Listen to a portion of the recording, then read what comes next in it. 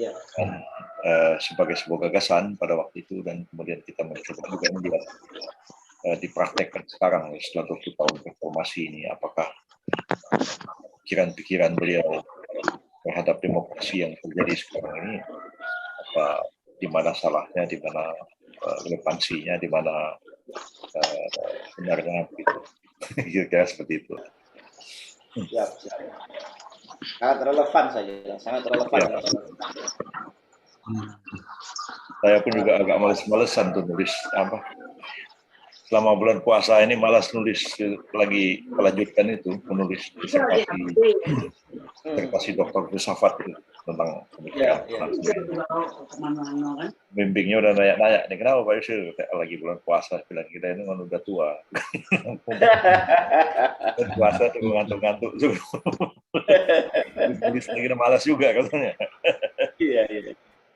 Ya, nangani kerjaan-kerjaan rutin aja, kalau suruh mikir filsafat segala macam kan lagi puasa-puasa ada males juga katanya. Tapi kalah kami yang muda-muda ini semangatnya soal belajar sama ketua ini, malu juga sebenarnya. Jadi apa namanya, ya dorong-dorong anak-anak yang lebih muda juga supaya mau belajar. Iya. Anak saya aja saya dorong-dorong baru sekarang tuh, baru mau ambil S3 politik gitu. Oh, iya. Ada kemalasan juga gitu. Alhamdulillah. Sebenarnya sayang ya kemarin tuh waktu pandemi masih gawat-gawatnya itu, kita ambil hikmahnya untuk apa namanya. Iya, betul Jadi, sekali. bagus tuh sebenarnya. Istri saya kan kemarin daftar di Oxford University, jadi apa namanya, pas datang pandemi ya udah kuliahnya online semua. Jadi malah santai gitu dari rumah gitu. Hikmahnya bagus sekali sebenarnya waktu ngambil online itu, kuliah online kemarin. Iya, nah. Ya. Tapi kabarnya UI sudah mau ada rencana mau mulai buka nih semester sekarang ini, membuka kuliah. Sebenarnya kalau saya kemarin tuh buka kuliah juga ikut itu, mungkin saya juga malas tapi kedepok jalannya macet lagi segala macam gitu ya. Pas pandemi jadi kita apa namanya lebih santai begitu. Ya.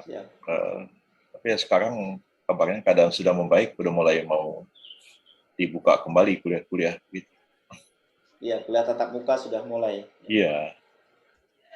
Anak kecil aja udah pernah mulai sekolah. Anak saya pun udah, yang masih SD SMP udah mulai sekolah lagi. Sejak bulan puasa kemarin, pertengahan puasa kemarin mulai sekolah lagi. Semoga tahun nggak sekolah ya. Kita mulai saja, bagaimana? Baik Pak, silakan. Assalamualaikum warahmatullahi wabarakatuh. Waalaikumsalam warahmatullahi wabarakatuh. Alhamdulillah wa syukurillah. Pertama dan yang paling utama, pada kesempatan ini kita mengucapkan rasa syukur kita karena nikmat Allah yang kita terima itu tiada batasnya, terutama nikmat sehat. Dan alhamdulillah pada kesempatan ini Prof. Yusril Iza Mahendra sudah hadir di tengah-tengah kita dalam rangka untuk berbagi ilmu, berbagi pengetahuan tentang Islam dan demokrasi menurut atau dalam pemikiran Muhammad Nasir jilid kedua ya Prof. Ya. Karena yang jilid pertama kemarin sudah disampaikan di pertemuan sebelumnya. Selawat serta salam marilah kita senantiasa panjatkan kepada junjungan kita. Selawat serta salam semoga senantiasa tercurahkan kepada junjungan kita Nabi Muhammad SAW, para sahabat, pengikutnya, keluarga, dan insya Allah kita semua. Amin ya rabbal alamin. Marilah kita awali pengajian kajian virtual Embun pagi ini dengan bacaan basmalah secara bersama-sama. Bismillahirrahmanirrahim. Kemudian susunan acara yang perlu kami sampaikan, yang pertama adalah pembukaan, tadi sudah, kemudian kata sambutan, insya Allah akan disampaikan oleh Bapak Profesor Dr. Samsul Hadi SUMA, dan dilanjutkan pengajian inti yang akan disampaikan oleh Profesor Dr. Yusril Iza Mahendra SH MSc. Kemudian disusul dengan tanya jawab dan diskusi. Bapak Ibu jamaah yang kami hormati, selanjutnya kita mohonkan kepada Bapak Profesor Samsul Hadi untuk menyampaikan sambutan beliau. Silakan Pak Samsul, monggo. Assalamualaikum warahmatullahi wabarakatuh. Bismillahirrahmanirrahim. Alhamdulillahirabbil alamin. Hamdas syakirin, hamdan naimin. Hamda yuwafi ni'amahu wa yukafi mazidah. Ya Rabbana lakal hamdu kama yanbaghi li jalali wajhika wa adimi sultani. Pertama-tama kami sampaikan puji syukur kehadirat Allah Subhanahu wa taala. Ini pengajian pagi hari ini, Masya Allah, menjadi pengajian internasional jihadi Embun Pagi. Ya.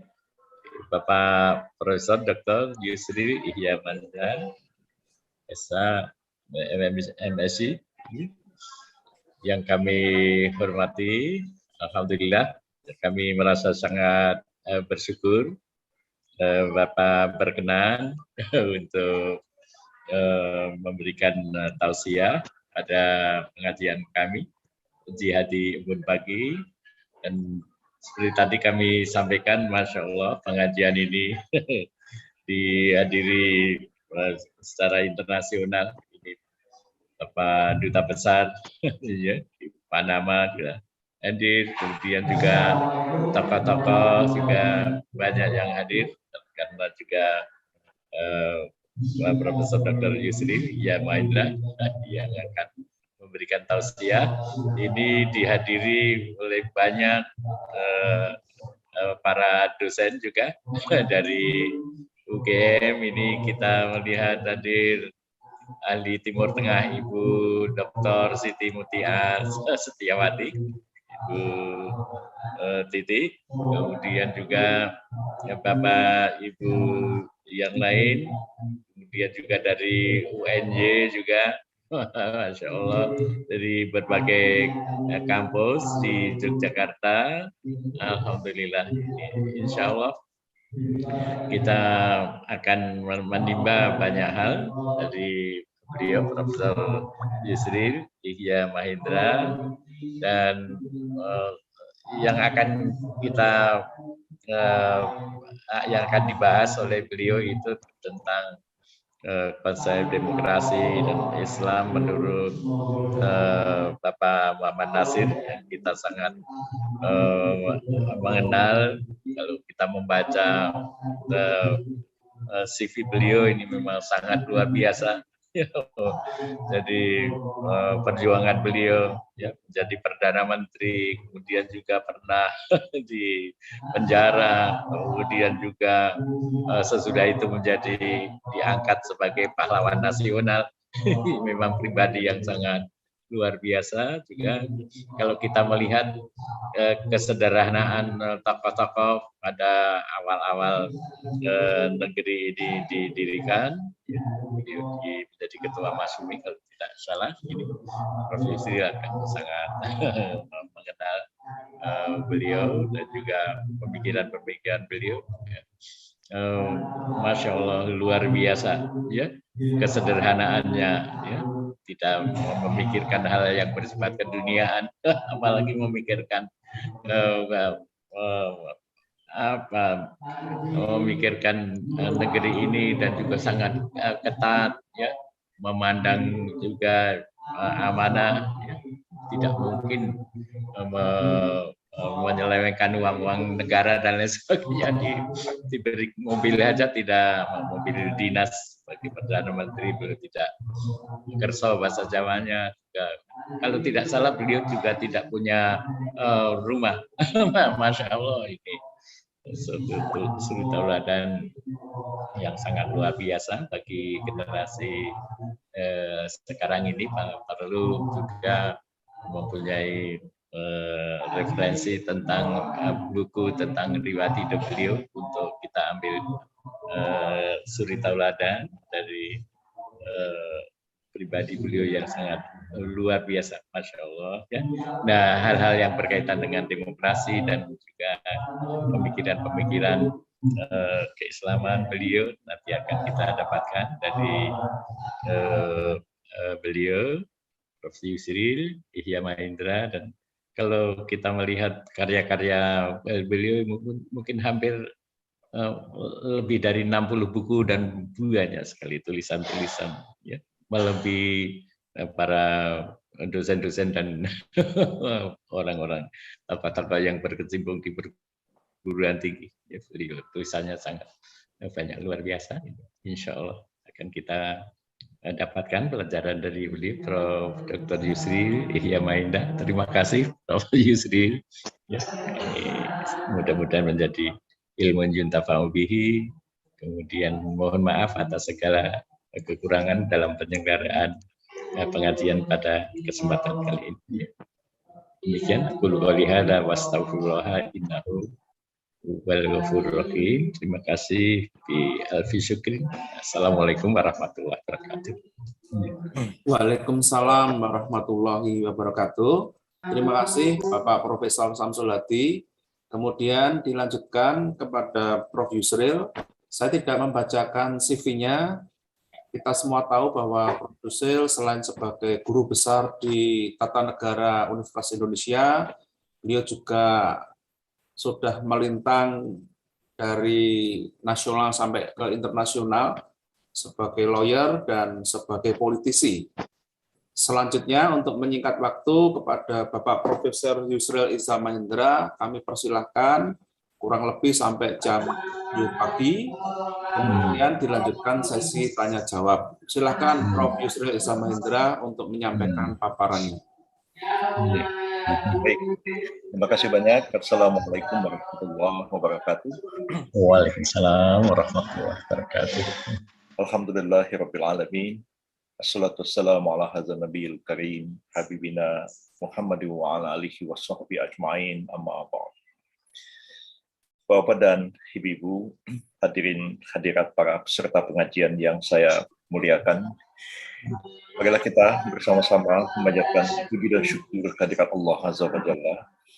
Pagi hari ini di bulan Syawal, kita masih diberi kesempatan oleh Allah SWT untuk bertemu, walaupun tidak secara langsung, tapi secara virtual, dalam satu forum pengajian yang sangat bermakna bagi kita semua.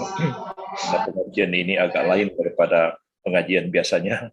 Dia membahas masalah-masalah yang tidak saja berkaitan dengan masalah-masalah ibadah khassah, tapi juga membicarakan masalah-masalah yang berkaitan dengan persoalan-persoalan sosial dan politik, di mana Islam sebagai rahmatan lil alamin, sebagai hudal linnas, wa bayyinatin minal huda wal furqan, akan memainkan peran yang penting dalam menghadapi persoalan-persoalan sosial dan politik yang kita hadapi bersama-sama.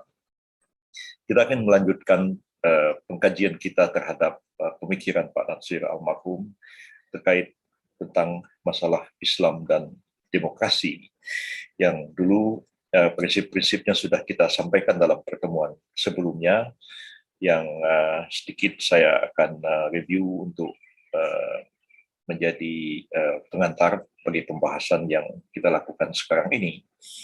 Saya berkeyakinan bahwa semua kita yang ikut dalam pengajian ini pernah berjumpa atau paling tidak melalui tulisan-tulisan dari almarhum Pak Natsir yang menginspirasi pikiran banyak orang, tidak saja di dalam, tapi juga di luar negeri.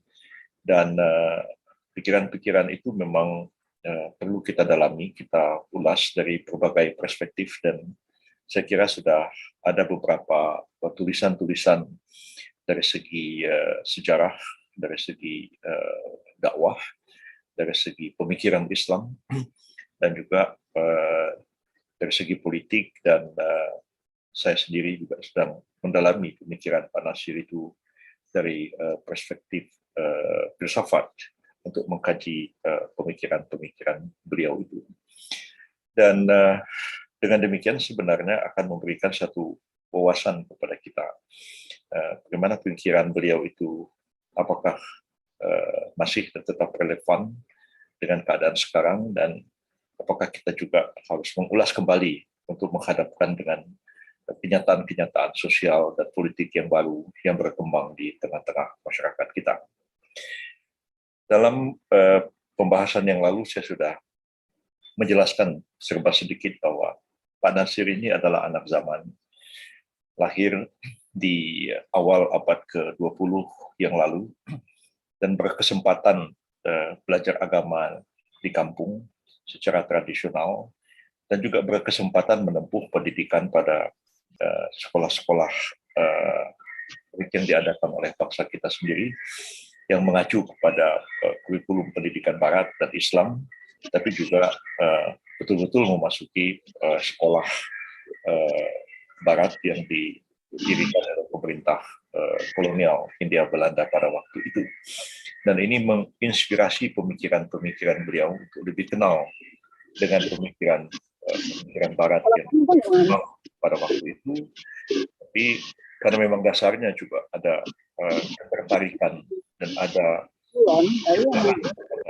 Islam, maka ketika menghadapi pikiran-pikiran Barat yang beraneka ragam itu, baik yang bersimpati maupun yang kritis, maupun juga yang malah merendahkan Islam, maka timbul satu semangat pada beliau untuk menjawab tantangan-tantangan itu, baik itu ditulis oleh para orientalis di zaman itu, para misionaris di zaman itu, maupun juga tokoh-tokoh yang muncul dari bangsa kita sendiri yang tersekularisasikan melalui pendidikan Barat yang dilakukan oleh pemerintah kolonial Belanda.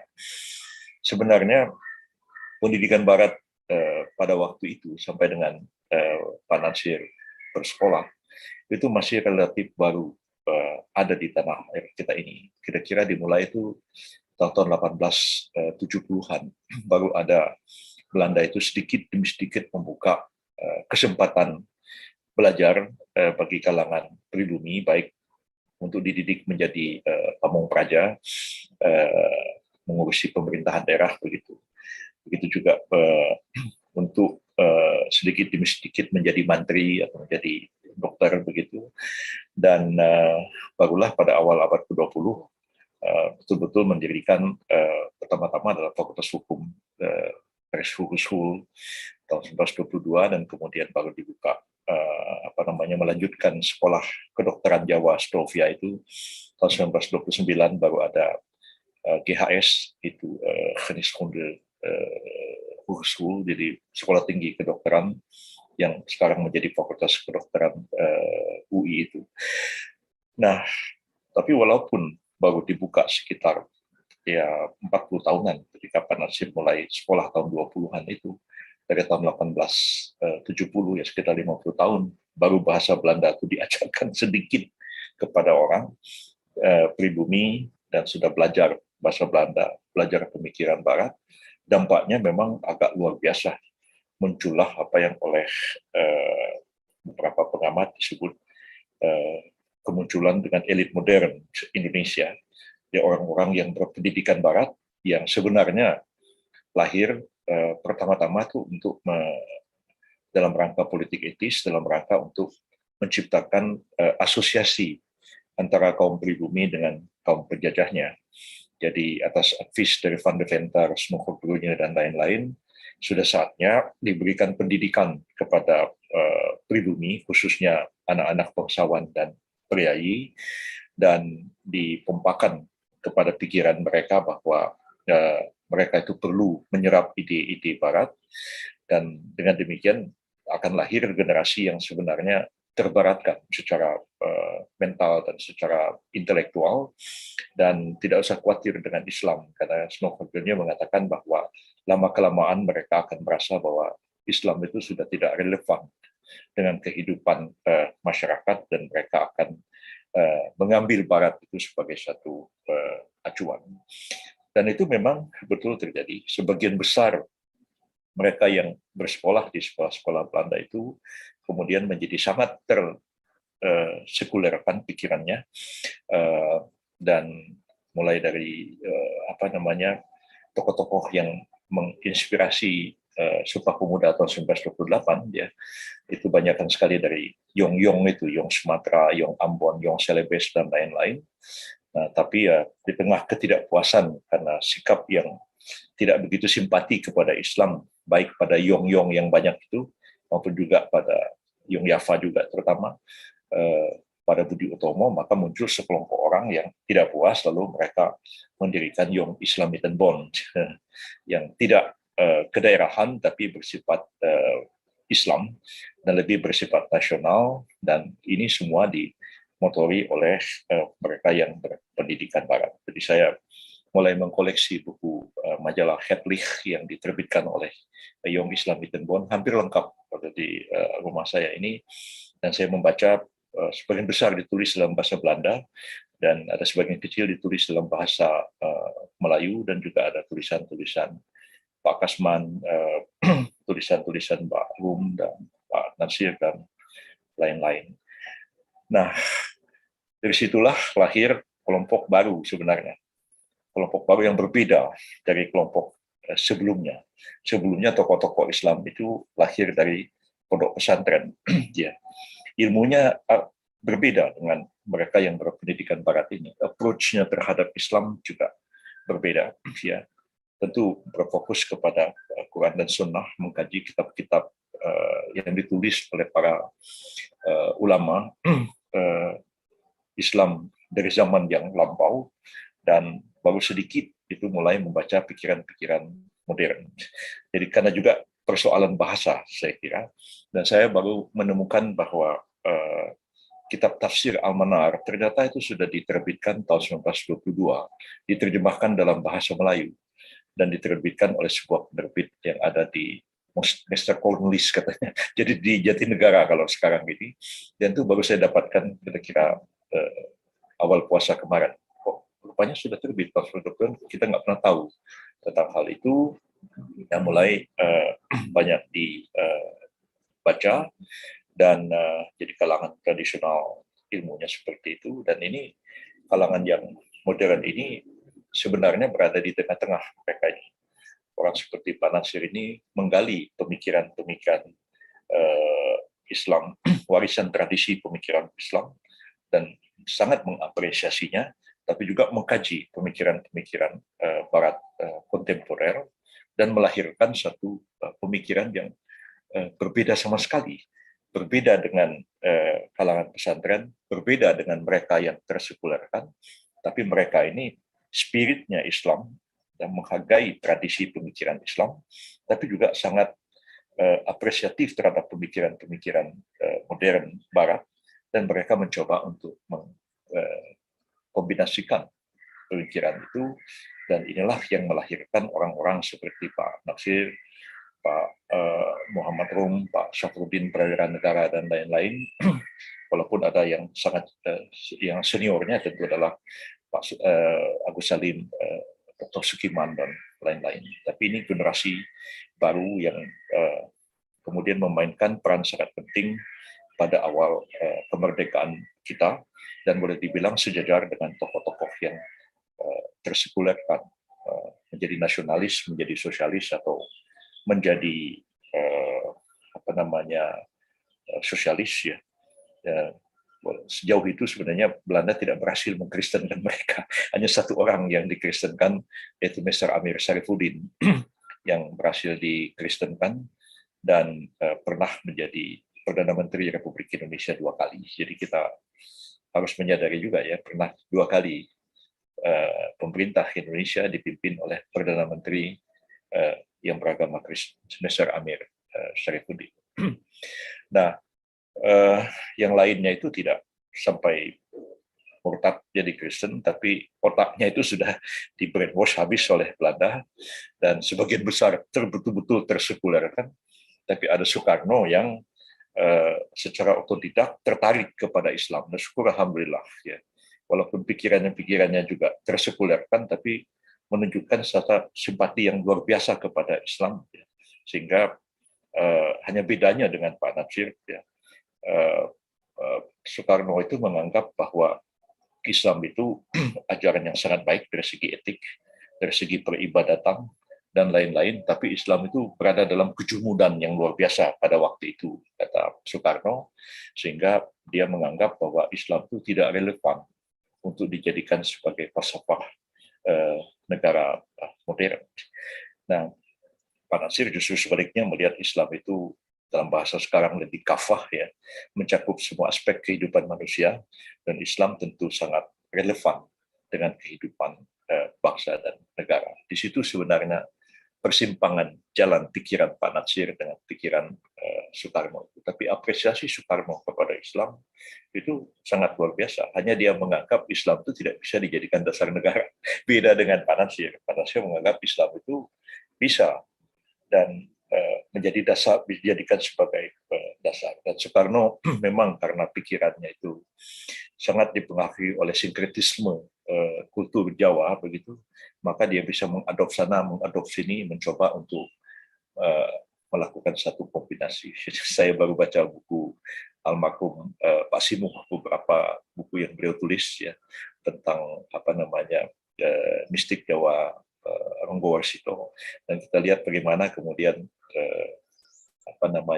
mistik Jawa itu mengkombinasi Hindu-Buddha, tradisi Jawa sendiri, dan kemudian Islam, dan melahirkan sesuatu sintesa yang unik dikaji oleh Dr. Simuh. Kira-kira Soekarno konteksnya seperti itu.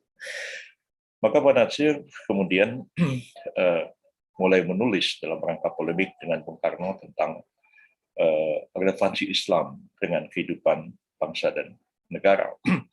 Dengan latar belakang Turki pada waktu itu, Soekarno mengatakan agama harus dipisahkan dari negara. Nah, apakah dipisahkan itu artinya secara struktur, ya, dipisahkan agama dengan negara, ataukah secara spirit dan pemikiran dia harus dipisahkan dari negara? Memang pada waktu itu polemik ini tidak begitu jelas, baik dalam pikiran Bung Karno maupun dalam pemikiran Pak Nasir, ya. Karena waktu itu bicara juga mengenai teokrasi, tapi acuannya kepada Barat, acuannya kepada Paus di Roma sebagai pemimpin gereja Katolik sekaligus juga pemimpin negara. Nah, yang seperti itu kan sebenarnya tidak ada di dalam Islam. Ya, secara simbolis bahwa dia itu adalah khalifah, tapi tidak berarti dalam artian dia seperti Paus. Sama juga seperti di Jawa, Sultan Jogja adalah Khalifatullah juga, tapi ya tidak seperti kedudukan Paus yang ada di Roma itu dalam konteksnya gereja Katolik. Beda sekali. Nah, jadi tidak begitu jelas sebenarnya apa yang dipolemikkan tahun-tahun 30-an itu.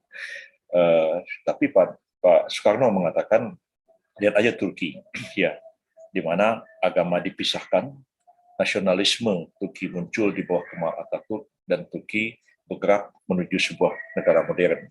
Pikirannya Soekarno seperti itu. Tapi Pak Nasir mengatakan, kalau seperti itu, ya, melihat perilaku dari para Sultan Turki itu, sebenarnya tidak perlu lagi dipisahkan. Kata Pak Nasir, sudah lama agama Islam itu dipisahkan dari khilafat Utsmaniyah yang ada di Turki. Jadi pemisahan seperti apa? Pak Nasir menunjuk perilaku kehidupan bermewah-mewah, meninggalkan tuntunan-tuntunan Islam. Jadi pemisahan itu bagi Pak Nasir bukan pemisahan struktur, ya. Dan dalam bahasa Inggris disebut dengan separation of church and state, pemisahan agama, gereja dan negara, atau bahasa Belanda itu scheiding van kerk and staat, begitu. Dalam Islam yang tidak dikenal konsep itu. Tapi Pak Nasir mengatakan sudah lama dipisahkan. Nah, tapi relevansi Islam dengan negara bukan dalam konteks struktur seperti itu, tapi relevansinya adalah dalam konteks doktrin, nilai-nilai, dan ajaran. Makanya Pak Nasir mengatakan, orang bertanya apakah Islam itu mengajarkan perlu atau tidaknya negara. Pak Nasir mengatakan tidak perlu lagi disebutkan, oleh karena sepanjang sejarah negara itu sudah ada. Nah, jadi yang diberikan adalah tuntunan bagaimana kita membangun dan mengelola negara itu. Dan karena itu Pak Nasir sebenarnya lebih cenderung kepada pemikirannya Ibnu Taimiyah yang menganggap bahwa keberadaan negara itu bukan merupakan sebuah institusi langsung dari agama atas dasar perintah langsung daripada agama seperti yang ditulis oleh Imam Al-Mawardi dalam Al-Ahkamus Sultaniyah dan dijadikan acuan bagi pondok pesantren sampai sekarang kitab itu. Tapi Pak Nasir mengatakan bahwa keberadaan negara itu ya merupakan konsekuensi logis dari perintah supaya syariah ditegakkan, tuntunan agama ditegakkan. Jadi Pak Nasir mengatakan bahwa kita perlu dividen, perlu pajak, perlu pengaturan sekolah-sekolah. Kita bikin undang-undang tentang pendidikan, kita perlu undang-undang tentang keuangan negara. Ya kita bikin saja.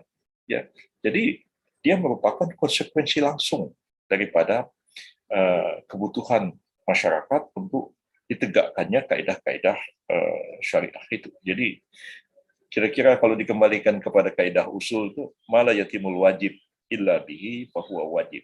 Jadi sesuatu yang wajib ditegakkan tapi tidak bisa tegak tanpa adanya alatnya atau faktor X, maka menciptakan faktor X itu juga merupakan suatu kewajiban pula. Jadi kira-kira berkisar di sekitar situ. Dan kata Pak Nasir bahwa Islam itu tidak spesifik menunjuk kepada struktur tertentu dari sebuah negara. Nah, ini pemikiran baru bagi Indonesia. Ya. Nah, kita lihat masih relevan tidak dengan keadaan sekarang. Jadi Pak Nasir tidak berkutat membahas khilafat, ya, seperti dalam pembahasan tradisional, apakah khilafat itu wajib, imamat itu wajib, syaratnya apa, segala macam begitulah. Seperti kita baca buku Al-Mawardi, khilafat itu wajib berdasarkan ijma para sahabat ketika Rasulullah wafat, ya, yang menjadi khalifah itu harus mukmin, laki-laki, orang Quraisy dan sebagainya. Pak Nasir tinggalkan semua pembahasan itu dan dia mengadop pemikiran modern yang berkembang. Nah, saya mengatakan Islam itu bisa saja ya mencontoh model yang ada di Rusia. Jadi Rusia itu pada waktu itu sedang revolusi Bolshevik, orang-orang sosialis komunis mulai berkuasa di sana. Bisa dari Jepang, bisa dari negara-negara Eropa, ya bisa saja kita ambil sistem itu dari manapun yang kita anggap dia cocok dengan kita. Nah, jadi mengenai struktur, Pak Nasir sama sekali tidak menekankan satu struktur tertentu. Jadi kalau sekarang kita lihat Hizbut Tahrir itu berkeyakinan bahwa khilafat itu harus ditegakkan. Bahkan slogannya itu solusi Indonesia sekarang adalah khilafat. Nah, ya seperti apa ya kita belum tahu karena tidak ada tulisan yang detail. Walaupun saya baca juga tulisan literaturnya Hizbut Tahrir itu baik ditulis oleh mereka di Timur Tengah maupun di sini juga tidak ada suatu solusi yang sebenarnya spesifik. Hanya bicara pada pokok-pokoknya, tidak masuk kepada detail-detail bagaimana khilafat diterapkan dalam konteks sebuah Indonesia di masa sekarang. Nah, jadi menurut Pak Nasir tidak ada pola model tertentu. Ya. Jadi bisa kerajaan, bisa republik, bisa presidensial, bisa parlementer. Segala sesuatunya itu sesuai dengan kebutuhan zaman dan sesuai dengan kaidah-kaidah yang ditunjukkan oleh Islam, di mana amanah ditegakkan, keadilan dijalankan, lalu kemudian prinsip al-amru bil ma'ruf wan nahyu 'anil munkar itu dilaksanakan dengan sebaik-baiknya. Tuntunan-tuntunan di bidang akhlak dan di bidang syariah itu diterapkan dalam kehidupan masyarakat, bangsa dan negara. Model negaranya seperti apa tidak spesifik diajarkan oleh Islam. Itu pikiran Pak Nasir seperti itu. Karena itu walaupun banyak sekali misunderstanding, tapi ya kita terima sajalah. Yang antara lain mengatakan bahwa Pak Nasir diangkat menjadi pahlawan nasional karena jasa beliau yang luar biasa dalam mempertahankan NKRI. Itu yang sekarang kita dengar seperti itu bahasanya. Tapi kalau kita pelajari sejarahnya itu bukan ide Pak Nasir itu seperti itu. Ya, kan Pak Nasir menganggap bahwa ada persoalan tersisa tahun 49 itu setelah ada Rumpan Royen Statement dan melahirkan KMB di Belanda. Lalu kita sepakat membentuk RIS. Indonesia Serikat terdiri atas 16 negara bagian. Republik Indonesia merupakan bagian dari RIS, berkedudukan di Jogja. Presidennya Soekarno, tapi karena menjadi presiden RIS, maka acting presidennya adalah Mr. As'ad di Jogja. Jadi Republik Indonesia pada waktu itu, pejabat presidennya Mr. As'ad, orang Padang, Perdana Menterinya Dr. Halim, juga orang Padang, berkedudukan di Jogja. Sejarahnya seperti itu. Jadi kok bisa terjadi ya? Ya itulah yang terjadi. Jadi walaupun ketua BP Knip-nya kalau nggak salah Pak Prawoto pada waktu itu sebagai badan pekerja Knip Parlemen Republik Indonesia. Nah, ini ada persoalan negara-negara bagian.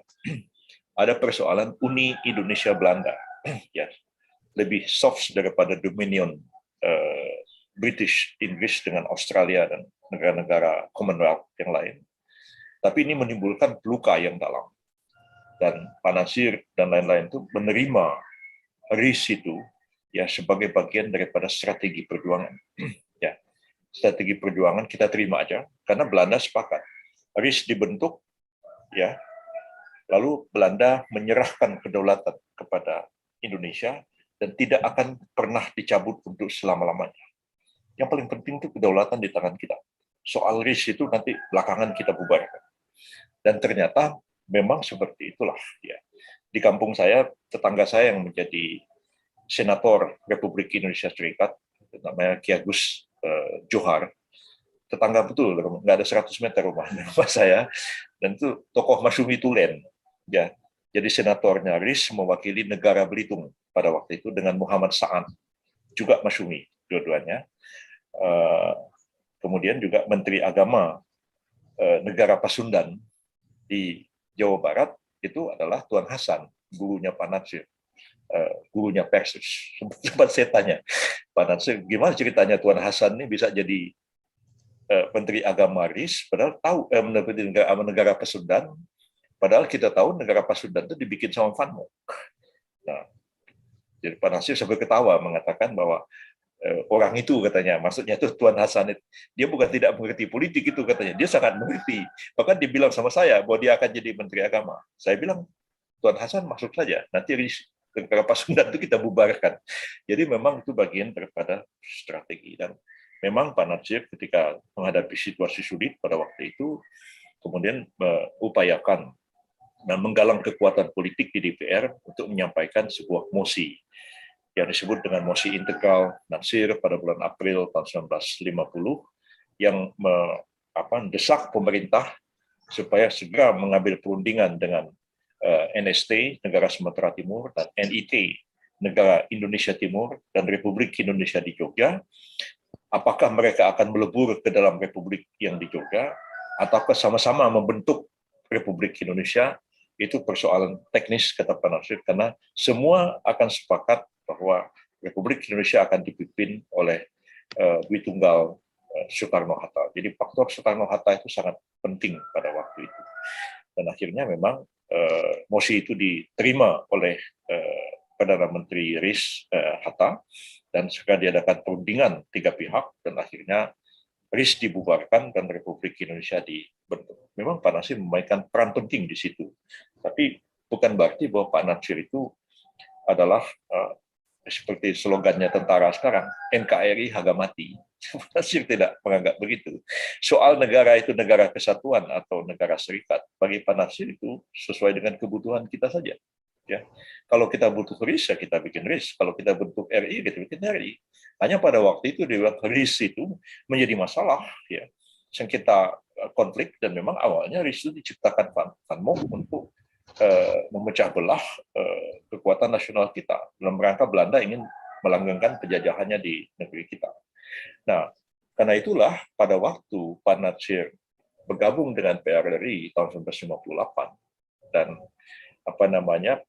setelah ultimatum dari Dewan Revolusioner di Sumatera Barat itu tidak diindahkan oleh pemerintah pusat, bahkan kemudian Jenderal Yani mengerahkan militer Angkatan Darat ke sana, dan kemudian Surya Dharma kalau tidak salah mengerahkan pasukan udara dan membom Bandara Tabing, dan perang mulai terjadi.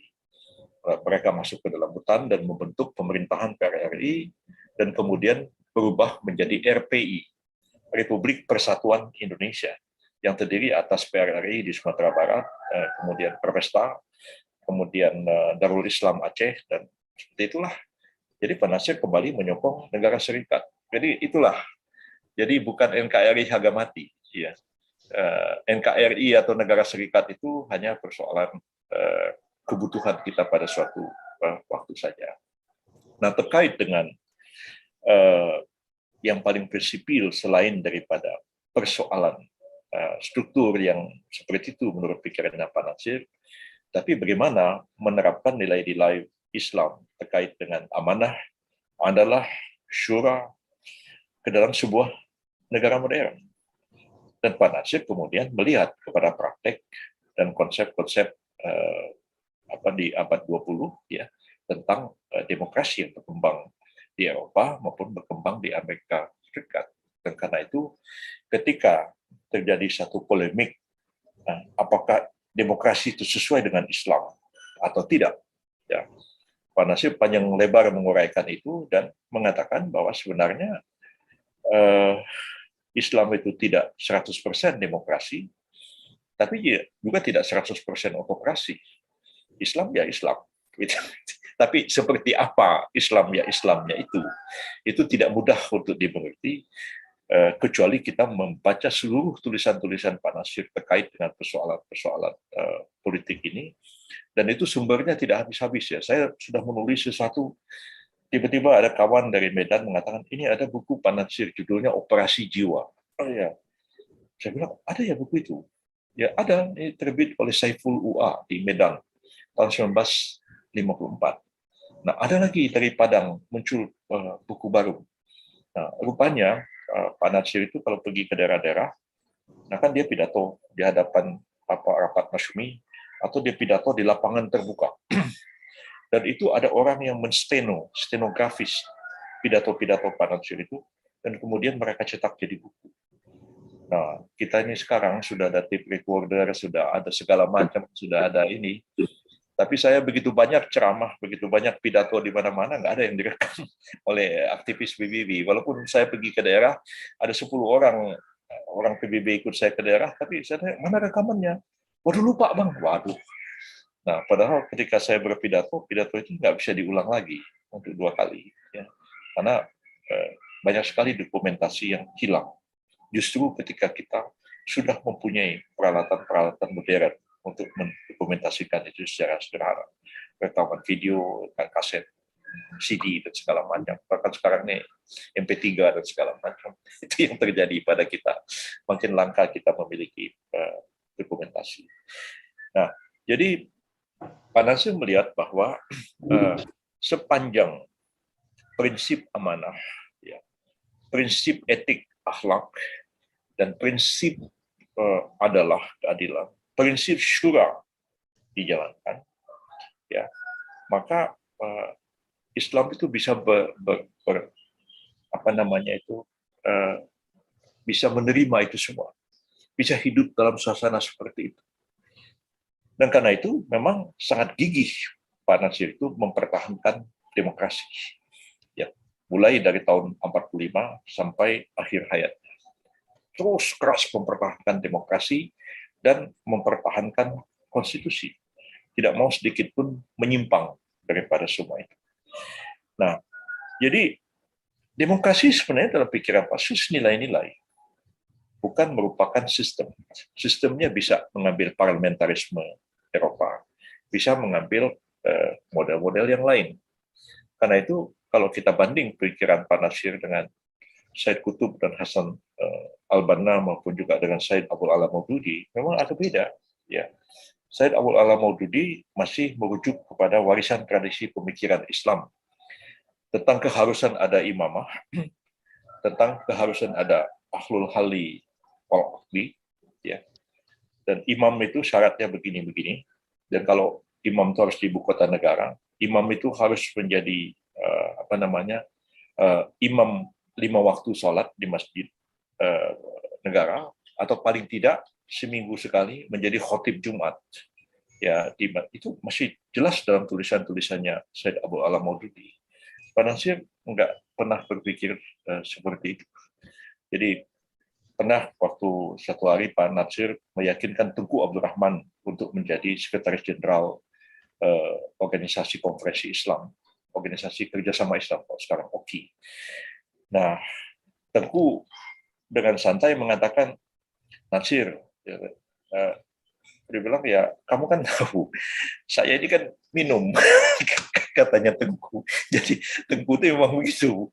Nah, Tengku Abdul Rahman itu anak raja, ya, anak Sultan Kedah, ya terlibat aktif dalam politik, ya sempat tersekulerkan oleh Inggris, tapi komitmennya kepada Islam tidak ragu. Saya tahu betul. Saya bertemu sering dengan almarhum Tengku Abdul Rahman itu. Memang ya begitu. Sembahyang maghrib, assalamualaikum, botol. Itulah Tengku. Nah, kalau kamu kan tahu saya ini minum, katanya. Jawaban Nasir apa? Tengku, katanya. Saya bukan mau cari khotib Jumat. Saya mau cari sekjen OKI. jadi kita lihat apa namanya, sekjen OKI itu kalau mau dicari orang alim, ya barangkali dia alim, tapi belum tentu bisa jadi sekjen OKI. Bagaimana bisa meyakinkan negara-negara Islam yang bandel-bandel di Timur Tengah itu? Nah, itu diperlukan kapasitas orang seperti Tengku. Walaupun Pak Nasir tahu orangnya seperti itu, dan Pak Nasir dia ketawa dengan jadi saya mau mencari sekjen OKI, bukan mau mencari khotib Jumat, katanya. Nah, jadi pemikiran itu ya seperti itu, ya. Jadi nggak terlalu, ya betul sih, idealnya orang itu melaksanakan tuntunan Islam sepenuhnya secara kafah, ya, kalau istilahnya anak-anak sekarang ini, ya tapi ya tidak ada orang yang sempurna seperti itu. Jadi saya pengalaman lah di kampung saya ketika orang hidup sangat beragam, ya. Masyumi PKI, PNI itu menjadi kekuatan penting di kampung saya. Saya menyaksikan ada Pak Muhammad Zain namanya, itu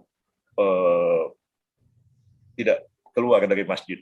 5 waktu pun pergi ke masjid, Pak Muhammad Zain itu. Tapi PNI totok, ya. Pokoknya Soekarno habis. Nah, sebaliknya di belakang rumah saya itu Wakidi, ketua PKI, ya. Orang Jawa itu memang nggak pernah ke masjid. Jawa betul. Apa namanya, abangan betul. Nah, sementara ada Pak Hasan Ali. Itu kelihatan pergi ke masjid itu cuma Lebaran, Idul Adha, Idul Fitri aja pergi sembahyang ke masjid. Jumat pun jarang-jarang saya lihat, apalagi 5 waktu barangkali. Tapi itu masyumi habis. Jadi saya pikir ya seperti itulah gambarannya orang di kampung, ya. Makanya di tingkat nasional pun juga begitu. Ada orang yang masyumi habis, ya, tapi ya sholat juga kurang, puasa kurang, ya. Tapi ada yang sangat taat beragama, ya. Tapi PNI habis. Nah, satu lagi yang PKI yang memang ya begitulah kelakuannya. Jadi ya, lebih dia mencoba memahami apa nama karakternya manusia seperti itu. Ada titik lemahnya, ada kekuatannya. Nah, jadi kita lihat bahwa demokrasi yang mau diterapkan itu bisa mengadopsi siapa saja seperti itu, menghargai adanya keragaman, kemajemukan, dan menghargai adanya perbedaan. Nah, tapi apakah Islam itu relevan menjadi dasar negara? Pak Nasir tegas sekali mengatakan hal itu di konstituante, bahwa setelah mendengar pidato-pidato tentang usulan dasar negara, kata Pak Nasir, saya menyimpulkan akhirnya cuma ada 2 pilihan, Islam atau sekularisme. Bagaimana dengan Pancasila? Pak Nasir mengatakan, setelah saya mendengar uraian-uraian dari para pengusul Pancasila sebagai dasar negara, yang antara satu dengan yang lain itu saling tabrakan satu dengan lain, tapi saya berkesimpulan, kalau seperti itu pemahamannya tentang Pancasila, maka Pancasila sebenarnya adalah sekularisme. Jadi agak beda.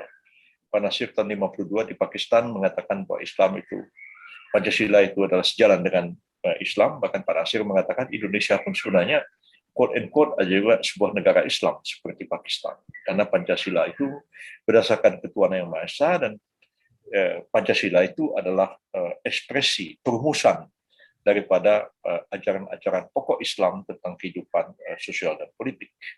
Tapi di konstituante itu bukan Pancasila seperti yang dipahami oleh Pak Natsir, tapi Pancasila seperti yang dipahami oleh para pendukung Pancasila itu sendiri. Nah, jadi mulai dari Ruslan Abdul Ghani yang mengutip ayat-ayat Quran menerangkan Pancasila, ya, sampai kepada Mononutu yang mengutip kitab Injil dalam menjelaskan Pancasila, sampai kepada Nyoto, sampai kepada DN Aidit, ya, yang punya versi sendiri tentang Pancasila.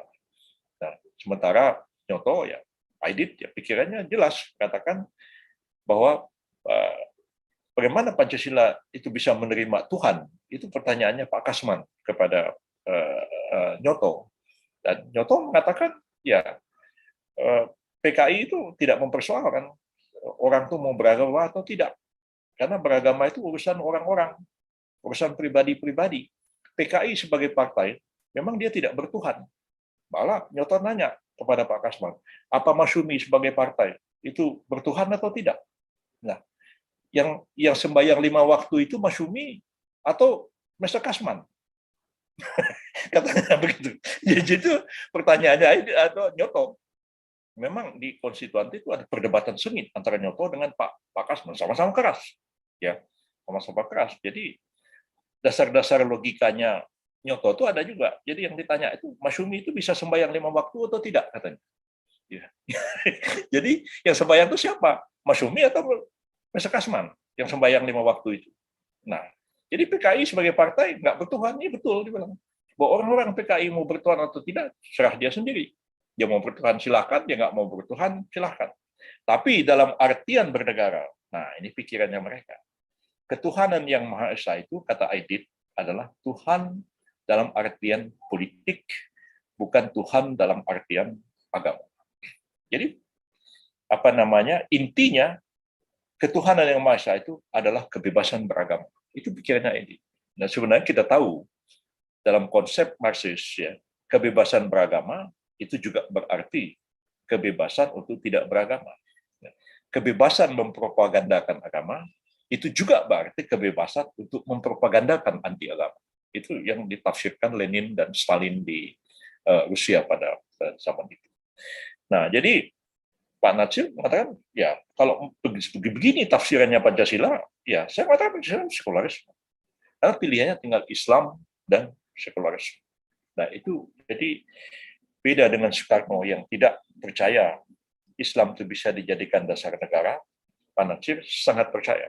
Bahkan itu ditopang oleh tulisan Pak Yusuf Wibisono, Islam itu memenuhi syarat-syarat untuk dijadikan sebagai dasar sebuah negara modern. Itu ada tulisannya Pak Yusuf Wibisono, tokoh Masyumi juga, dan jadi Menteri Keuangan, dan salah satu tokoh dari Islam itu.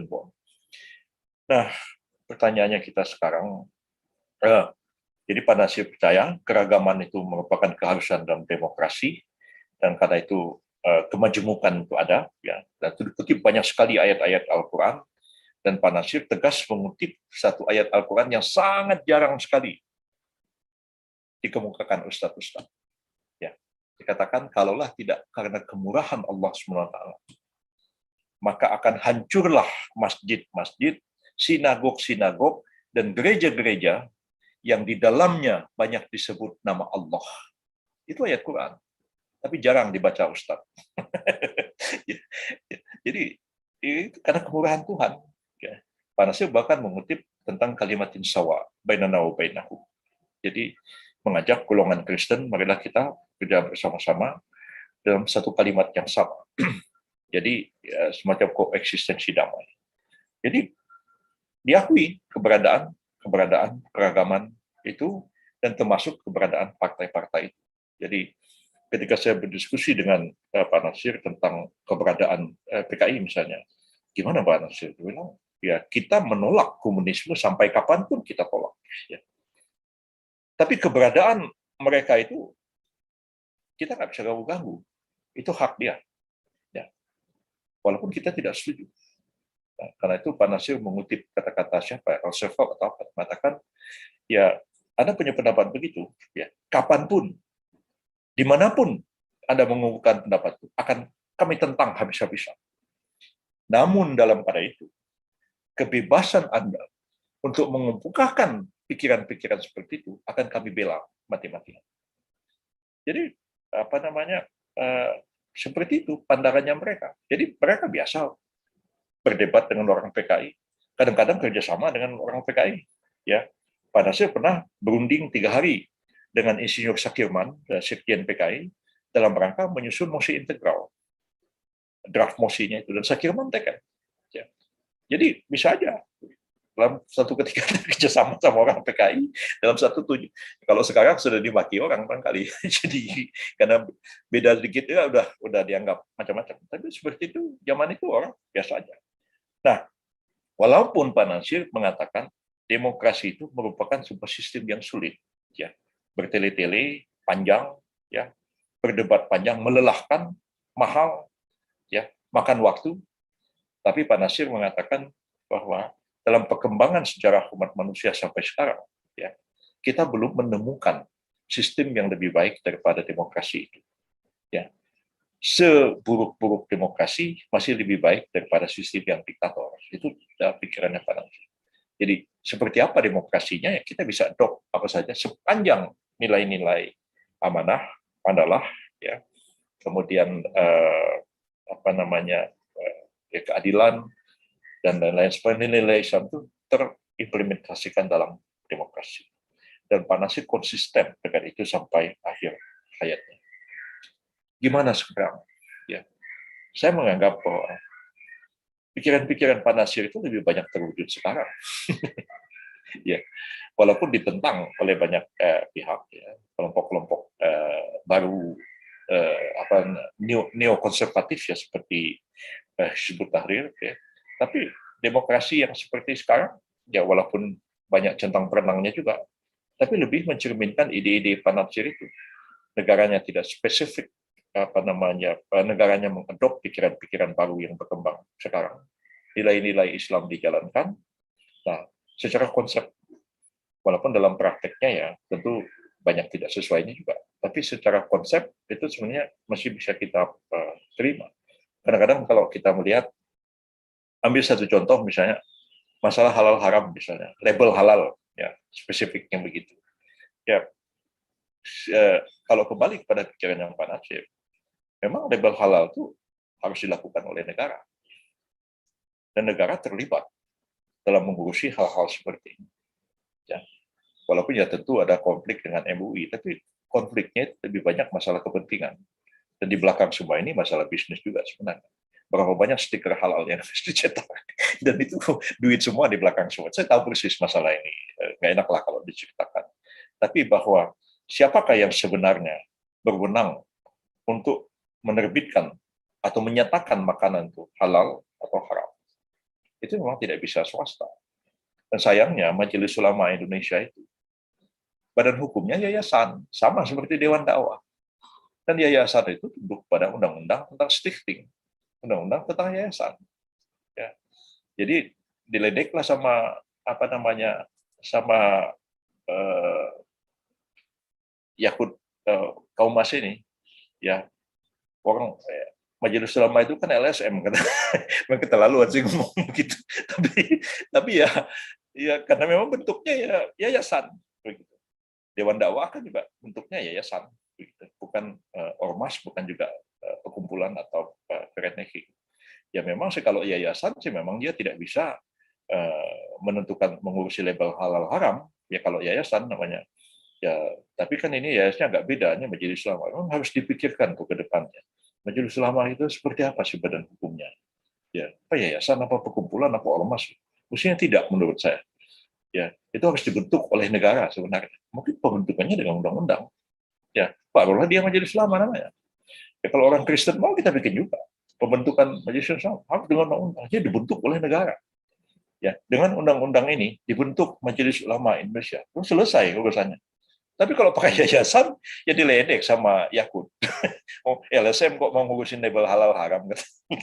Ya memang nyeleneh ngomongannya, nggak enak. Tapi ada benarnya omongan seperti itu. Jadi saya kira walaupun banyak demokrasi yang sekarang tidak memuaskan kita dalam praktek, ya, tapi sebenarnya bukan pada dataran konsep. Kalau pada dataran konsep sebenarnya banyak pikiran-pikiran Pak Nasir itu yang tetap relevan dengan keadaan kita sekarang, terutama hubungan Islam dan negara, Kesatuan Republik Indonesia sekarang, kemudian hubungan agama dengan negara, negaranya ya seperti ini, tapi negara itu makin banyak terlibat dalam urusan-urusan keagamaan dan pemerintah tidak bisa tinggal diam, indifferent terhadap persoalan-persoalan agama. Jadi betul-betul negara itu menjalankan fungsinya untuk menopang tegaknya nilai-nilai agama, sementara topangan itu sendiri bersumber dari nilai-nilai yang diajarkan oleh agama kita.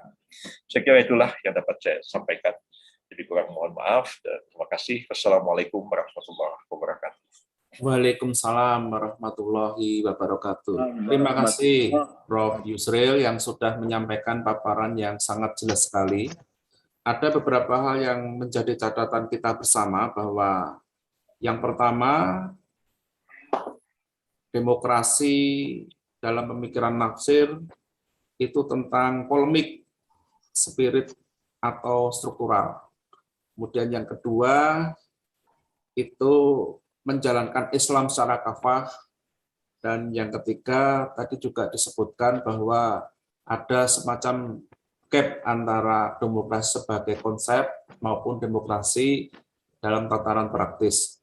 Untuk selanjutnya marilah kita buka sesi tanya jawab.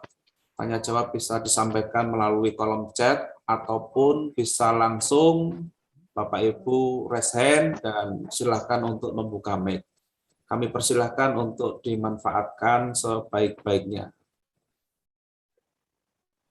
Monggo silakan. Assalamualaikum warahmatullahi wabarakatuh. Waalaikumsalam. Terima kasih Ustadz. Saya Sumi Harsono dari Kabupaten Kudus.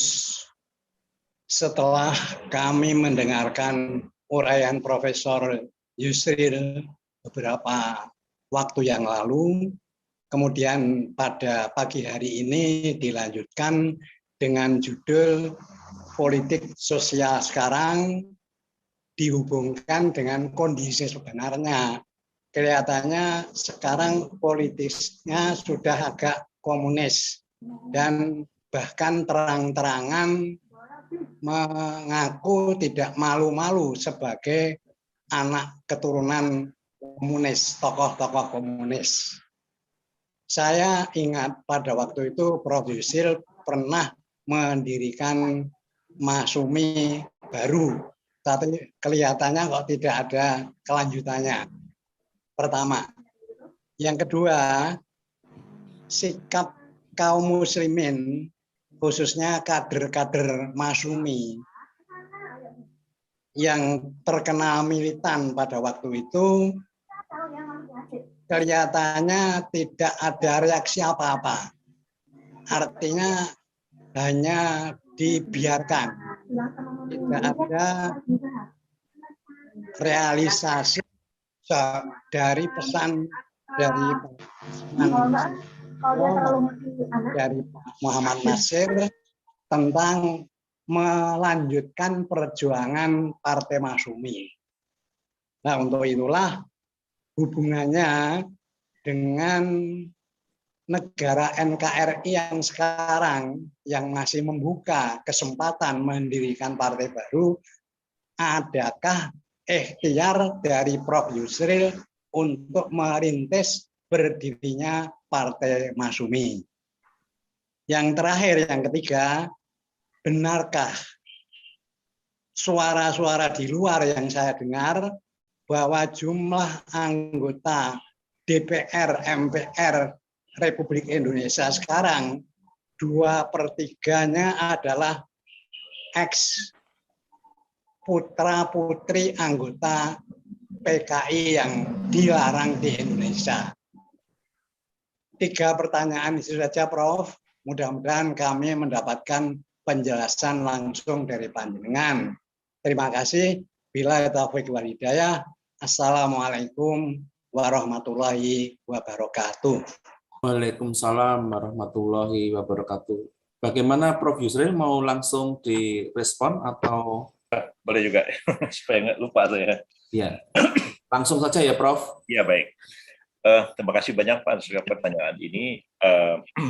Sebenarnya ketika reformasi terjadi tahun 98, memang kita intensif membahas tentang mendirikan kembali sebuah partai yang diilhami oleh Masyumi dahulu. Tokoh-tokoh Masyumi yang hidup pada waktu itu tidak banyak lagi, tapi masih ada Pak Anwar Haryono, masih ada Pak Khalil Badawi, masih ada Pak Muhammad Sulaiman, dan Sultan Buton, Laude Manarfa. Itu tokoh-tokoh Masyumi yang masih hidup pada waktu itu. Oh, Pak Rushan Nurdin juga di Bandung. Ada juga di Jawa Timur, Jawa Tengah, tapi sudah tidak begitu banyak. Pak Khalil Badawi di Jawa Tengah. Mereka sepakat bahwa kita mendirikan partai baru. Dan saya sendiri pada waktu mulai mensosialisasikan tentang partai ini bergerak itu banyak daerah ya menjelaskan. Dan pada waktu itu saya mengatakan ini kita mau mendirikan Partai Keluarga Besar Bulan Bintang. Jadi Keluarga Besar Bulan Bintang itu semua sudah mengerti maksudnya itu adalah Masyumi. mantan Masyumi, anak cucu orang Masyumi juga, aktivis Masyumi yang masih. Jadi Partai Keluarga Besar Bulan Bintang. Apa nama partainya itu belum ada. Nah, tapi satu hari kita diskusi dengan Pak Anwar Haryono dan Pak Abdul Qadir Jalani pada waktu itu ada di rumah Pak Anwar. Dan Pak Anwar mengatakan, sudah kalau gitu bilang aja namanya partainya Bulan Bintang. Oh begitu, ya sudah Partai Bulan Bintang. Nah saya sendiri pada waktu itu tidak berkeinginan menjadi ketua partai, karena memang saya tidak dididik untuk itu. Ya, saya lebih dididik menjadi akademisi oleh almarhum Profesor Osman Ralibi dan Profesor H.M. Rashidi, Ismail Suni, 3 guru saya di UI pada waktu itu. Dan Pak Nasir sendiri lebih banyak meminta saya untuk melakukan research di bidang sejarah dan lain-lain, bidang pemikiran. Nah, jadi saya sebenarnya menolak untuk jadi ketua partai pada waktu itu. Cuman sore itu Qadir Jalani langsung ngotot, bilang kalau ente tidak mau, ya sudah bubar, kita jangan jadi bikin partai.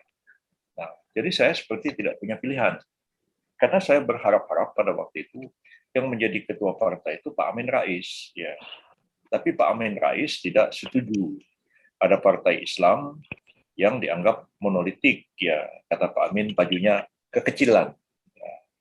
Dia maunya partai yang mencakup semua hal, termasuk Petrus Lustri Lanang pada waktu itu yang Katolik, yang direkrut masuk ke dalam partai PAN. Ya, jadi Pak Amin waktu itu sambil berseloroh mengatakan, masa ada nama partai Bulan Bintang? Kalau lambangnya ya Bulan Bintang, ya iya katanya. Tapi nama partainya kok Bulan Bintang juga, ya. Kalau Partai Petani Indonesia, ya lambangnya Pacul, ya. Tapi masa namanya Partai Pacul, kata Pak Amin.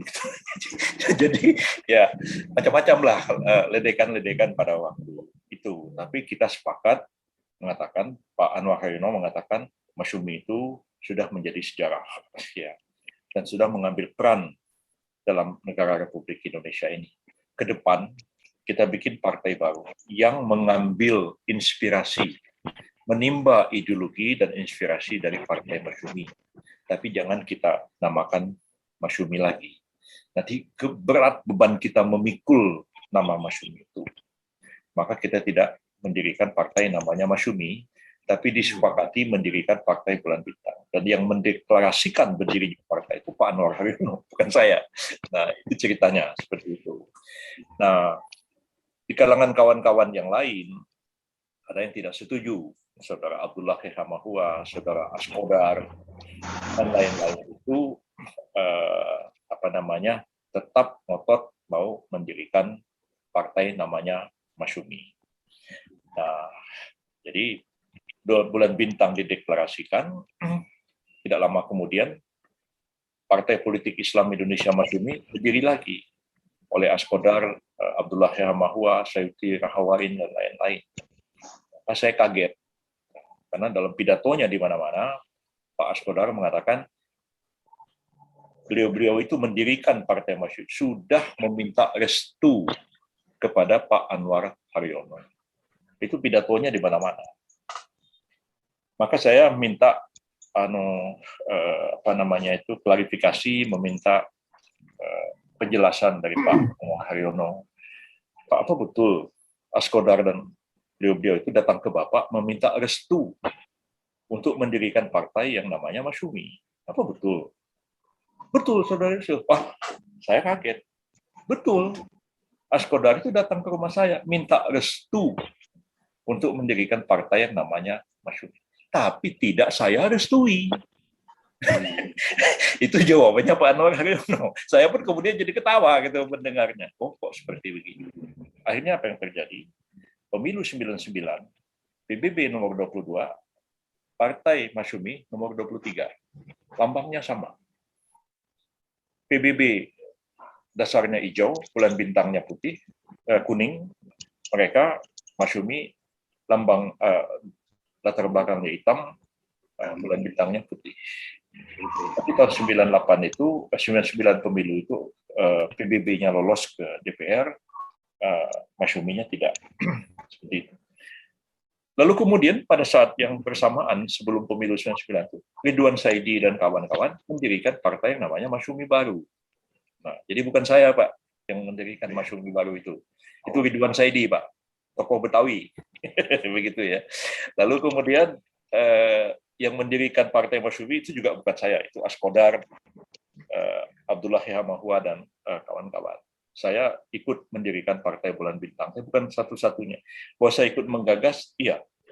Ide-idenya, iya. Anggaran dasarnya pun bukan saya yang nyusun. Karena anggaran dasarnya diserahkan Pak Anwar untuk didraft oleh almarhum Pak Hartono Marjono.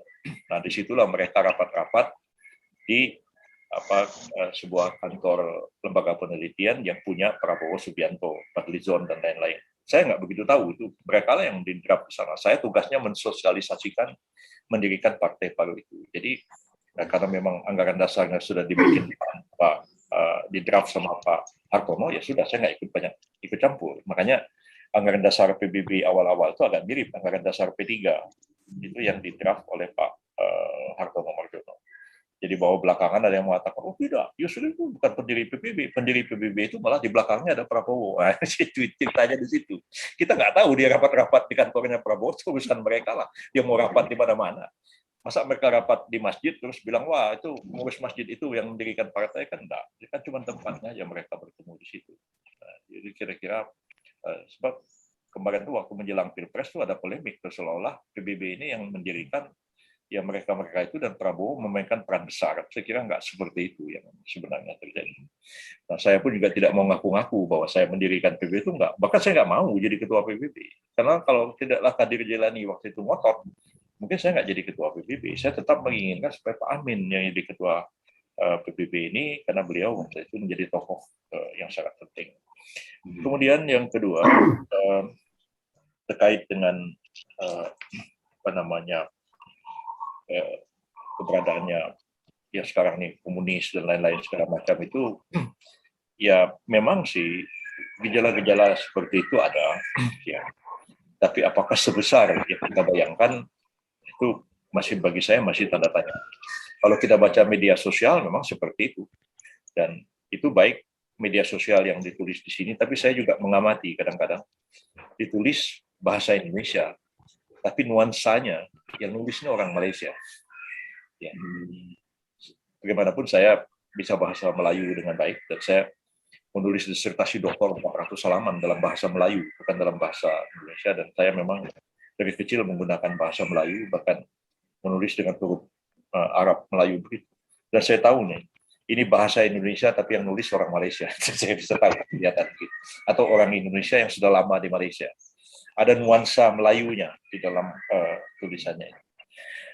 Nah, seperti itu, membayangkan kekuatan komunis yang sudah begitu besar, dan kita didorong, dirangsang untuk bereaksi. Nah, kita ini kan selalu mengedepankan nahi mungkarnya daripada amar ma'rufnya. Ya, ada musuh, kita bergerak.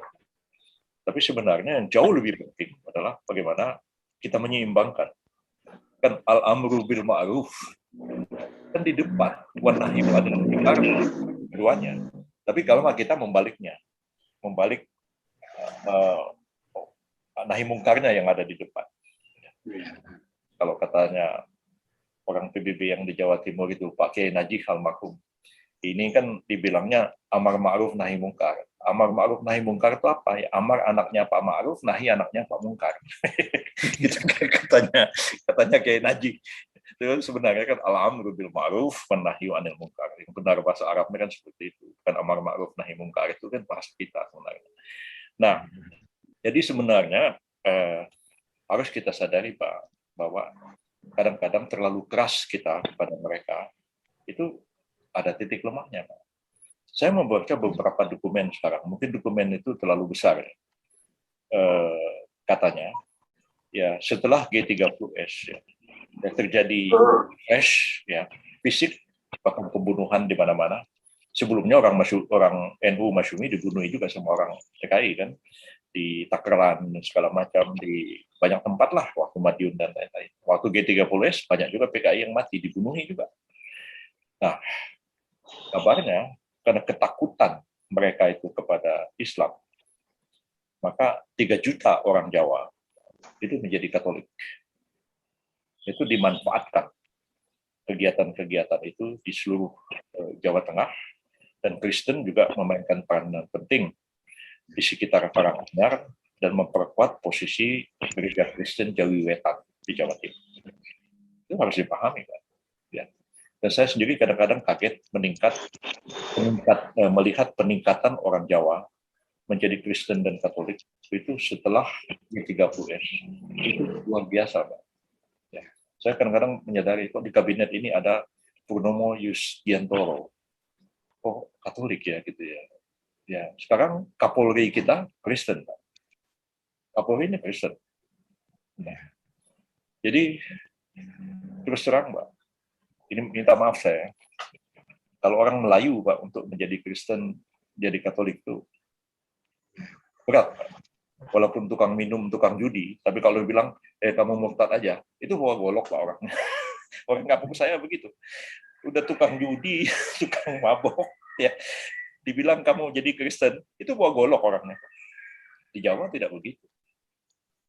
Ya, jadi saya kalau pergi ke Gunung Kidul kaget melihat gereja begitu banyak dan pekuburan campur aduk antara Muslim, Kristen di satu pekuburan yang sama.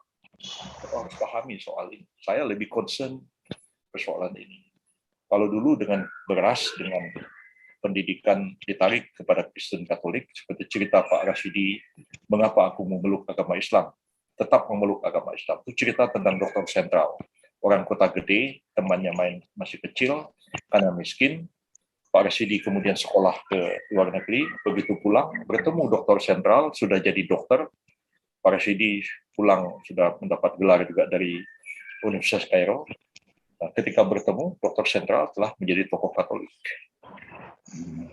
Ini harus pahami, Pak. Terlalu keras kita kadang-kadang menghadapi orang-orang ex-PKI itu mendorong mereka berlindung di gereja-gereja. Kita harus paham. Nah, tapi kalau kita terlalu soft, kita dimakan sama mereka. Terlalu keras, maka diambil oleh golongan lain.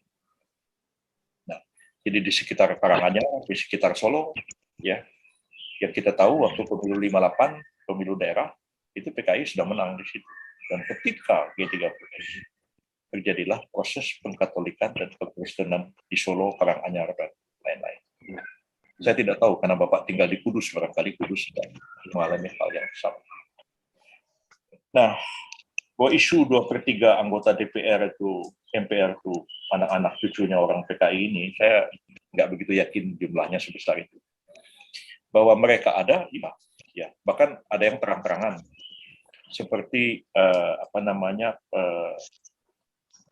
Ciptaning itu yang aku bangga menjadi anak PKI dan segala macam begitulah ya. Mereka ini apa kita musuhi atau kita dekati? Persoalan yang sebagian besar itu karena kita musuhi terus berlindungnya di gereja, Pak. Dan itu iya. Harus kita akui iya. Karena kita musuhin terus. Nah, apakah itu sesuai dengan nilai-nilai dakwah kita? Jadi kalau kita lihat di zaman Rasulullah ya, ada seperti misalnya Abu Sofyan begitu keras menentang Rasulullah. Tapi anak Abu Sofyan, siapa namanya itu lupa saya. Anaknya Abu Sofyan siapa tuh? Yazid. Muawiyah. Muawiyah. Ya. Ikrimah bin Abu Sofyan. Itu disebut salah seorang yang dijamin akan masuk surga dalam hadis Nabi. Dan dia diangkat menjadi gubernur Mesir, walaupun ada clash belakangan dengan kelompoknya Sayyidina Ali. Itu lebih banyak politik. Kalau kita lihat, Muawiyah baru memasuk Islam itu ketika penaklukan Mekah. Tapi anak Abu Sofyan, ya, Muawiyah bin Abu Sofyan, menjadi sahabat dan dijamin masuk surga dalam hadis. Ya, ada kalanya kita bersikap keras, kalanya juga kita merangkul mereka. Sampai kapan Pak kita akan musuhi orang PKI seperti pemikiran Bapak itu? Makin kita musuhi, makin mereka dirangkul oleh gereja. Habis kita. Jadi menurut saya sih, ya ada saatnya kita moderat, merangkul mereka. Kalau mereka ngeyel, ya kita hadapi. Kalau seperti Cip Taning itu kita hadapi aja. Tapi banyak juga ya orang-orang yang PKI ya, tidak tahu apa-apa. Ya. Jadi kalau saya boleh berterus terang, misalnya anaknya DNID, itu dengan saya sih masih telepon-teleponan. Kemarin juga, Bang, apa kabar? Gitu. Nah, waktu bulan puasa, waktu Idul Fitri ada mengirimkan WA ke saya, selamat Idul Fitri, maaf lahir batin. Anaknya Aidit, Pak. Padahal bapak saya PKI, bapak saya Masumi, dia PKI, Pak. Tapi anaknya Aidit itu, pada waktu G30S terjadi, dia umur 4 tahun, dia nggak ngerti apa-apa sebenarnya. Dan dia tuh sembunyi sekian lama sembunyi, baru muncul tuh kira-kira tahun 2003, 2004, baru muncul si Ilham itu, dan barulah orang tahu kalau dia itu anak DNID. Masih syukur Ilham itu masih mengaji, Pak. Masih sholat 5 waktu. Ya. Saya sempat khawatir, jangan-jangan anak ID itu jadi Kristen semua. Nah, itu ya Pak yang terjadi. Jadi tolonglah kita agak hati-hati Pak menghadapi ini ya. Ya kadang-kadang kita keras, kadang-kadang kita lunak. Ya. Tapi ini merupakan sesuatu yang harus kita waspadai bersama. Jadi itu Pak tanggapan saya. Jadi kadang-kadang kan medsos ini gila-gilaan Pak. Ya, medsos ini kan ada musola di kampung, digambarlah Paluarit, terus dipoto, disebarin di medsos. Setelah itu dihapus Paluarit. Udah timbul isu, waduh, di masjid desa itu sudah lambang Paluarit. Padahal itu yang bikin tuh orang-orang sengaja bikin begitu. Dan kita sangat terpengaruh dengan itu. Nah, ketika kita tanya orang di kampung itu betul, nggak ada Pak, kita juga malah nggak tahu. Itu saya pernah tanya beberapa tempat, termasuk teman di Madura.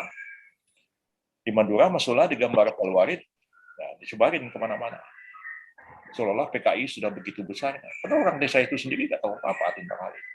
Jadi kadang-kadang ya mengecil-ngecilkan sesuatu tidak baik, tapi terlalu membesar-besarkan sesuatu mungkin ya, tidak baik juga. Jadi kira-kira seperti itu. Itu penjelasan saya, Pak. Mungkin masih ada yang lain. Tapi ini penting, saya agak panjang menjawab ini karena ini memang sangat relevan untuk kita pikirkan bersama. Ya. Pak Nasir dulu Pak, begitu Pak. Jadi misalnya bagaimana Pak Nasir dulu menyantuni orang-orang di Pulau Buru, Pak. Ya. Itu disantuni oleh Pak Nasir. Ya. Dikirim dai ke sana.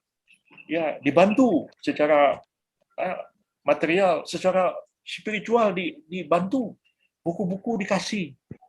Makanya masih ada orang-orang seperti Puradi Sastra, seorang sastrawan yang belakangan menjadi sangat Islam, Pak. Ya. Bahkan Pramudia Andandatur itu tidak jadi Kristen, Pak, karena kristenisasi luar biasa di Pulau Buru pada waktu itu. Ya. Dia tetap mati sebagai seorang Muslim, Pak. Itu si menulis buku Indonesia ini, siapa namanya? Pram. Tetap mati sebagai Muslim, Pak, dan dimakamkan sebagai Muslim. Saya kenal Pradi Sastrawan. Dan orang sekampung saya yang sering ngobrol sama saya, Pak, itu adik DN Aidit, Murad Aidit, Haji Muhammad Murad Aidit. Haji, Pak. Ya. Itu di Pulau Buru, Pak, sekian lama. Dan dia bukan PKI sebenarnya. Cuma karena adik Aidit ikut keangkut ke Pulau Buru. Tapi di sana dia beribadat, waktu keluar dari Buru itu dia pergi haji. Dan sampai akhir hayatnya sering Pak ngobrol sama saya. Dia bilang, saya ini nggak pernah jadi PKI sebenarnya, saya partai buruh katanya. Tapi saya sempat dimasukin di sana. Dan tetaplah alhamdulillah dia beragama Islam sampai akhir hayatnya. Dan setahu saya sampai hari ini keluarga Aidit tetap Muslim, Pak, nggak ada yang Kristen. Dan saya masih bersyukur karena luar biasa ya hal itu. Jadi ya itulah, kalau seperti ciptaan ini kita hadapi aja, Pak. Tapi kalau yang lain-lain, yang pertama yang abangan nggak ngerti apa-apa itu, jangan kita jauhi juga, Pak. Kita dekati juga mereka, supaya mereka itu tetap berada dalam Islam. Jangan sampai diambil sama orang lain. Itu ya, Pak ya. Terima kasih, Prof. Yusril. Ini ada pertanyaan yang disampaikan di kolom chat. Yang pertama dari Bapak Suyato, dari FIS UNY. Isi pertanyaannya, andaikan beliau masih hidup, bagaimana Natsir memandang fenomena wacana Islam Nusantara dan moderasi beragama? Kemudian pertanyaan yang kedua, masih dalam kolom chat, dalam dinamika demokrasi, bagaimana peran dan kontribusi nilai Islam terhadap demokratisasi tersebut? Bagaimana posisi Islam, apakah pada dimensi struktural, ataukah kultural, spiritual, doktrinan? Kita bisa mencermati kepemimpinan Kemal Atatürk atau Endorgan di Turki. Nah, ini disampaikan Pak Abdul Ghafir. Silakan Pak Prof. Yusril Iza Mahendra untuk menyampaikan jawaban dari pertanyaan yang sudah kami bacakan. Baik, saya jawab singkat aja. Pak Natsir ini juga dikenal sebagai seorang pembaharu ya, Islam di negara kita ini. Seorang yang memperbaharui suasana intelektual keagamaan umat Islam di tanah air kita ini karena pikiran-pikirannya yang baru. Dan Pak Natsir itu digolongkan sebagai pemikir modernis ya, yang meyakini Islam itu universal, berlaku sepanjang zaman, rahmatan lil alamin. Dalam hal-hal terkait dengan ibadah, prinsip-prinsip itu sudah baku, nggak bisa berubah lagi. Tapi dalam kehidupan sosial dan politik, ya ajaran Islam itu dapat ditafsirkan ulang sesuai dengan perubahan zaman yang terjadi. Ya, karena itu pada Natsir itu sebenarnya kalau saya sih menganggap keras dalam pendirian, tetapi moderat dalam sikap. Ya. Jadi kalau dalam pendirian bahwa Islam itu orang tidak relevan, Pak Natsir pasti akan bereaksi. Kalau orang menganggap Islam itu nggak bisa dijadikan dasar negara, Pak Natsir pasti akan menolak. Tapi apakah masyarakat kita ini yang majemuk? Majemuk itu dalam arti komunitas, ada Islam, Kristen, Hindu, Buddha, dan lain-lain. Tapi juga internal umat Islam itu juga sebenarnya ada kemajemukan. Karena ketaatan orang kepada agama itu beda-beda, Pak. Kita sekeluarga ada 10 orang. Ada yang satu taat sekali, ya. Ada yang satu ya sholat 5 waktu kerjakan, puasa kerjakan, tapi yang lain-lain kurang. Ya. Ada yang satu jarang-jarang sholat, tapi zakatnya, amal sosialnya banyak sekali. Ya, seperti itulah contohannya. Jadi ada berbeda-beda. Dan Pak Natsir menghargai semua itu. Ya, seperti cerita tadi tentang Tengku Abdul Rahman, ya, yang diminta oleh Pak Natsir menjadi sekjen OKI, ya, beliau seperti itu orangnya. Ya, jadi Pak Natsir tetap toleran, menerima kenyataan ya tentu ya seperti itu. Ya kita lihat di dalam tubuh Masyumi itu sendiri pun ya beragam, Pak. Ya, ada seperti Kiai Taufikur Rahman, ada Kiai Fakih Usman yang memang sangat kiai. Ya, dalam agamanya, ya. Tapi ada juga yang ya berada ya sosialis, itu seperti almarhum Profesor Abu Hanifah yang pernah kita bahas pemikirannya beberapa waktu yang lalu. Itu orangnya ya sangat pintar, luar biasa, ya filosof dan dokter, ya luar biasa ilmunya. Ya, tapi satu hari saya bertemu Pak Abu Hanifah dengan anak-anak HMI. Lalu beberapa hari kemudian saya ketemu Pak Natsir, dia cerita, Pak Natsir beberapa hari yang lalu kami ketemu Abu Hanifah. Pada saya ketawa terus, oh ketemu Abu, gitu. Ngomong apa Abu? Kata saya. Ya saya ceritalah, Pak Abu cerita tentang nasionalisme, tentang angkatan 28. Lalu Pak Natsir bilang, ya Abu itu kan orang Masyumi tapi minum bir dansa. Kata Pak Natsir seperti itu. Tapi kita tahu Pak Abu Hanifah itu orang sangat gigih mempertahankan prinsip-prinsip Islam Masyumi, bahkan dia ngotot supaya pendidikan agama itu masuk kurikulum. Dan jangan lupa, Abu Hanifah itu adalah dulu Ketua Badan Pekerja Kedip di Jogja, dan Abu Hanifah itu Menteri Pendidikan zaman RIS. Pak Abu lah yang membuat UI, membuat UGM, segala macam itu dia itu. Dan orangnya memang luar biasa cerdas, tapi ya pandangan keagamaannya ya seperti itulah. Tapi ya dalam Masyumi, ya. Jadi ada yang istilah Pak Nasir itu duduk minum bir dansa, tapi ya tetap Masyumi. Jadi orang itu tidak dimusuhi, tapi tetap dalam kebersamaan walaupun tingkat yang berbeda-beda. Nah, dalam pemikiran, sepanjang yang saya amati, mungkin saya salah, barangkali nanti mohon dikoreksi. Nah, ketika Pak Nurholis Majid tahun 70 itu bicara Islam yes, Partai Islam no. Nah, kan menimbulkan reaksi keras sekali dari banyak tokoh. Pak Nasir ada berkomentar mengenai soal itu. Tapi ketika Pak Nurholis itu mengemukakan keharusan pembaharuan dalam Islam, itu Pak Nasir itu hampir tidak berkomentar. Yang menanggapi keras Pak Rashidi. Tapi ketika Islam yes, Partai Islam no, itu Pak Nasir bereaksi.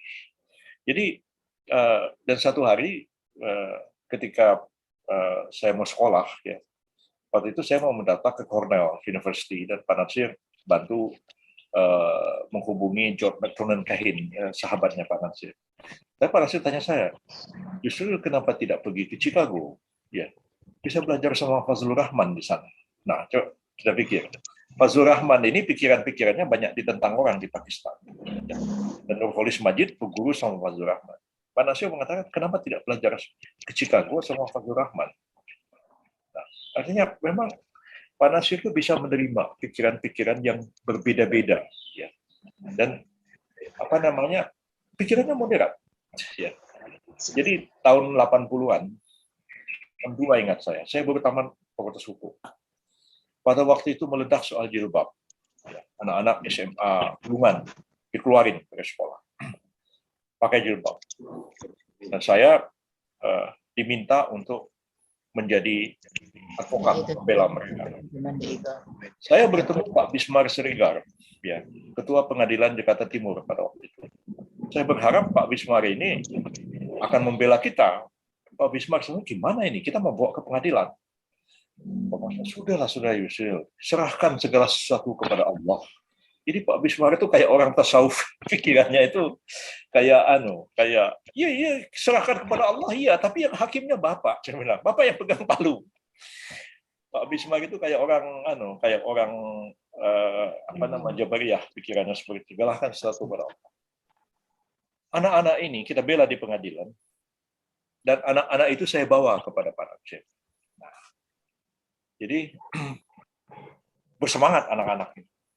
Pak Nasir bilang begini, ya, anak-anak yang pakai jilbab itulah yang sebaik-baik muslimah. Ya. Tetapi yang belum pakai jilbab, jangan dikatakan mereka itu jelek dan buruk. Tidak. Jadi kita lihat pikirannya itu moderat. Yang pakai jilbab itu yang sebaik-baik muslimah. Yang belum pakai, yang tidak pakai, ya itu jangan dibilang orang buruk. Dan saya kira Pak Nasir anak-anaknya ada yang pakai jilbab, ada yang tidak. Ya. Anak-anak Pak Nasir, setahu saya perempuan, ya, saya kenal semua. Jadi satu anak Pak Nasir yang saya tidak kenal, itu yang meninggal di kolam renang Cikini pada tahun 1950. Ya. Yang lain saya kenal semua, ada yang pakai jilbab, ada yang tidak. Ya. Bahkan uminya sendiri itu sama seperti istrinya Kartosuwiryo, itu pakai kebaya, pakai selendang. Ibu saya pun begitu, berpakaian tradisional Melayu dan pakaian Jawa, pakai kebaya, pakai batik, pakai kerudung begitu, yang ada renda-rendanya itu. Saya masih simpan foto-fotonya istri Pak Nasir dan istri almarhum Kartosuwiryo. Nah, tapi waktu itu ada buku terbit di Bogor oleh dosen IPB yang mengatakan bahwa kalau ada suami, ya walaupun sholat 5 waktu, pergi haji, sedekah emas 5 kilo sehari, tapi dia tidak pakai jilbab, neraka jahanam. Itu bukunya kan sangat benar gitu. Lalu bukunya itu dikasih pengantar sama Dr. Fuad Fahrudin, ya seorang tokoh Dewan Dakwah. Terus saya tanya, Pak Fuad, ini gimana Bapak kok kasih kata pengantar? Ya saya kan cuma ngasih kata pengantar, katanya. Ibarat saya ngantar pengantin, kan saya antar sampai depan kamarnya. Masa saya masuk ke kamarnya pengantin, katanya Pak Fuad. Jadi, apa namanya? Ini Pak Fuad ini ada-ada aja, saya bilang. Tapi memang betul, dia tidak masuk kepada isi buku itu. Dia hanya kasih kata pengantar. Tapi membuat saya jadi ketawa juga, apa istilah ngantar pengantin itu. Nah, jadi saya kira pikiran Pak Nasir lebih moderat. Ya. Jadi di dalam PBB sendiri pun apa namanya banyak orang yang agak beda-beda juga. Ya. Saya nggak pernah pakai sorban aja udah jadi masalah. Saya nggak pakai jenggot aja udah jadi persoalan. Nah, itu ada. Ya, sampai hari ini masih ada ketua DPW PBB yang mempersoalkan kenapa Pak Yusril itu nggak pernah pakai sorban, pakai jubah, dan kenapa nggak ada jenggotnya. Ada. Ketua Dewan Pimpinan Wilayah PBB masih ada yang komplain soal ini.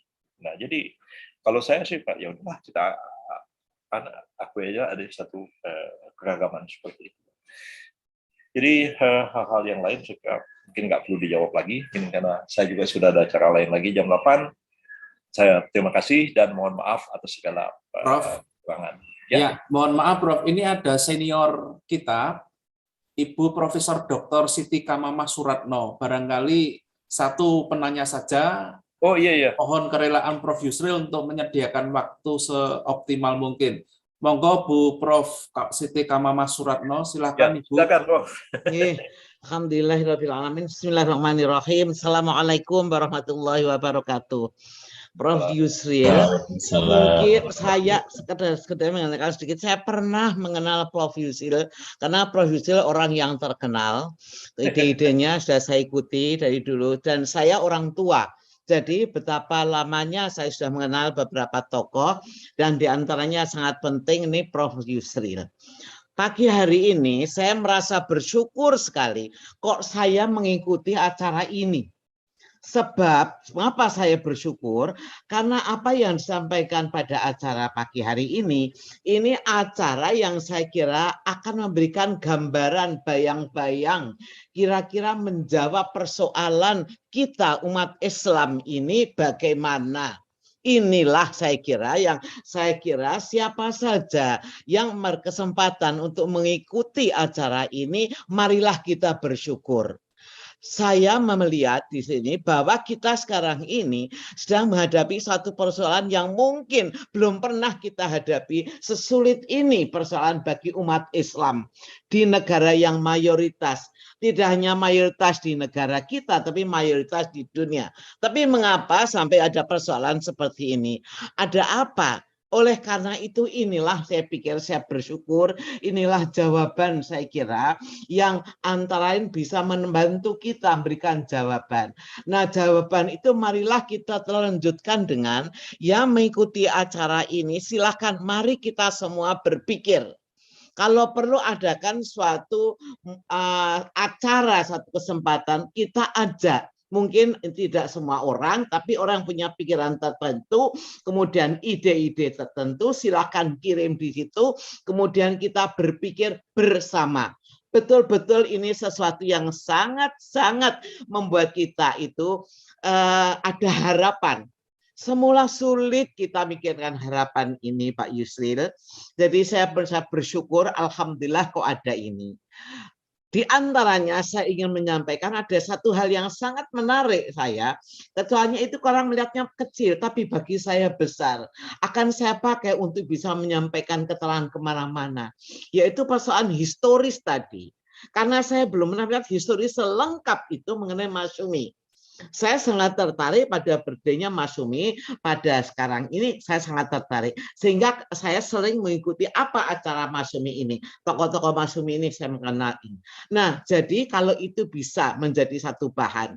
Yang kedua, ada satu hal yang kecil mungkin. Jika kalau orang melihat kecil, kalau saya besar. Tadi Prof. Yusril mengatakan punya foto dari istri Pak Natsir. Istri siapa lagi? Mungkin istrinya Pak Yusril sendiri itu yang masih pakai kerudung, masih pakai baju Jawa, apa kebaya Jawa itu. Kalau masih ada, kalau masih bisa dia, tolong itu akan memberikan makna banyak sekali. Jadi kalau bisa saya mendapatkannya bagaimana? Bisa melihat melalui Prof. Samsul dan bisa bagaimana? Saya sangat tertarik, saya tidak bisa mengambil waktu banyak, hanya suatu ketika kalau saya bisa mendapat kesempatan bicara dengan Prof. Yusril, yang sudah saya kenal sejak lama, itu saya akan bersyukur sekali, banyak pikiran saya untuk menyampaikan hal itu. Itu saja Prof. Yusril, saya tidak mau mengganggu, merepotkan Prof. Yusril. Terima kasih semuanya dan rasa syukur, terima kasih, rasa syukur kepada Allah, karena kita bisa, semuanya yang datang sekarang ini, bisa mengikuti informasi yang luar biasa. Terima kasih. Assalamualaikum warahmatullahi wabarakatuh. Waalaikumsalam warahmatullahi Warahmatullahi wabarakatuh. Baik, terima kasih banyak Bu. Memang apa yang Ibu sampaikan itu menjadi keprihatinan kita bersama. Di negara kita ini memang pada dataran konsep sebenarnya oke-oke aja. Tapi pada dataran praktis memang banyak sekali hal-hal yang kita harus perbaiki. Dan saya kira disinilah pentingnya arti dari sebuah kekuasaan sebenarnya. Karena seperti apapun tingkat pendidikan, intelektualitas orang itu, ya. Tapi kalau dia pimpinan, dia presiden, dia presiden dengan segala kapasitas yang ada pada dirinya. Jadi saya kadang-kadang kalau teringat itu, saya ada kata-kata nyesel juga, walaupun nggak perlu nyesel sebenarnya. Kenapa tahun 99 itu saya mundur dari pencalonan presiden? Kalau saya ngotot pada waktu itu, saya terpilih secara aklamasi. Oleh karena apa? Berdasarkan peraturan pada waktu itu, calon presiden itu kalau hanya satu, dia dikukuhkan secara aklamasi. Sebab Megawati dan Gus Dur itu tidak menyerahkan persyaratan administratif apapun ke MPR untuk dijadikan disahkan sebagai calon presiden. Itu ada Pak Jurhum, itu salah satu saksinya.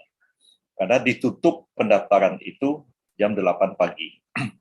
Dan 8 pagi itu saya semua bekas itu sudah lengkap. Cek kesehatan, surat kelakuan baik dari Kapolri, surat keterangan dari Ketua Mahkamah Agung, semua komplit. Diserahkan, ditungguin. Sampai jam 8, nggak ada calon lain. Teman-teman, Jurhum dan lain, Bang, abang calon tunggal. Wah, kalau gitu saya bisa dikukuhkan langsung oleh MPR. Sidang dibuka jam 10, Pak Amin Rais tiba-tiba mengatakan calon ada 3. Ya. Dan kata Pak Amin, semuanya telah memenuhi segala kelengkapan persyaratan. Waktu itu saya lihat di depan itu, Husni Tamrin dan Yusuf Amir Faisal begini-begini sama Pak Amin. Kan mereka tahu. Insya Allah, ya. Nah, tidak ada.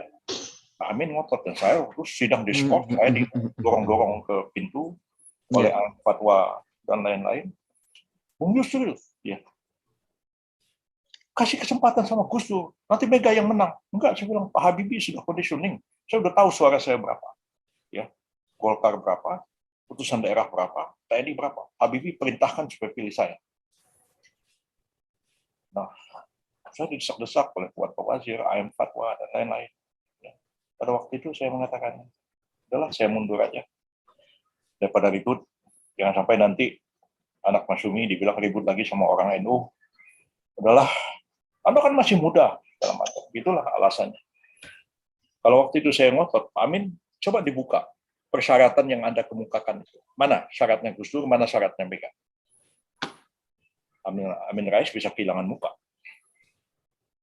Dan Gus Dur Mega tidak memenuhi syarat, mau nggak mau MPR akan kukuhkan saya sebagai calon tunggal aklamasi. Nah, itulah sejarah yang terjadi. Ya. Ya, jadi itu yang penting sekali, Bro. Ya. Yang penting sekali. Sejarah seperti itu nggak akan terbuka. Ya. Tapi alhamdulillah sekarang ini. Mari, monggo silakan nanti Ya. kita teruskan. Pada waktu itu Ya. saya, dan berkali-kali saya minta pada Pak Amin. Mana Pak Amin buktinya? Dan teman-teman itu datang ke Sekretariat Jenderal MPR, mencek berkas-berkas. Tidak ada. Syarat Gus Dur, syarat Mega itu tidak ada. Itu permainannya Pak Amin Rais. Jadi kadang-kadang betapa banyak juga orang saya jadi presiden. Ya. Termasuk internal PBB, Pak Hartono Marjono almarhum. Bahkan sempat nuding saya. Kalau Saudara Yusril tidak mau mundur, saya akan ngomong di MPR-nya, biar PBB bubar, pecah belah. Jadi saya pikir, fatwa, dan ya itu juga di kalangan kita para aktivis Islam kadang-kadang ada rasa jealous, iri hati, nggak suka. Ya, betul Pak, betul. Itu yang harus betul ya. Saya masih paling muda, umur 40 tahun. Barangkali kalau saya terpilih lebih muda dari Bung Karno jadi presiden. Ya.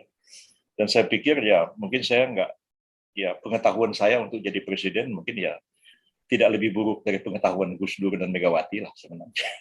Saya kan cukup lama jadi speechwriter-nya Pak Harto dan saya sudah ada di istana itu 8 tahun sebelum apa. Jadi saya tahu apa yang harus dikerjakan oleh seorang presiden sebenarnya. Daripada mau coba-coba belajar dulu kayak apa jadi presiden. Nah, saya udah ready pada waktu itu. Seperti ingat Pak Harto mengatakan ke saya, Ril, kamu harus tahu, katanya, momentum itu tidak akan terulang 2 kali. Ya, insya Allah. Saya ingat betul tuh. Insya Allah, Pak, insya Allah. Jadi, oh iya ya. Jadi saya kemarin tuh cerita sama istri saya agak heran ya, kenapa bulan puasa saya mimpi ketemu Pak Harto.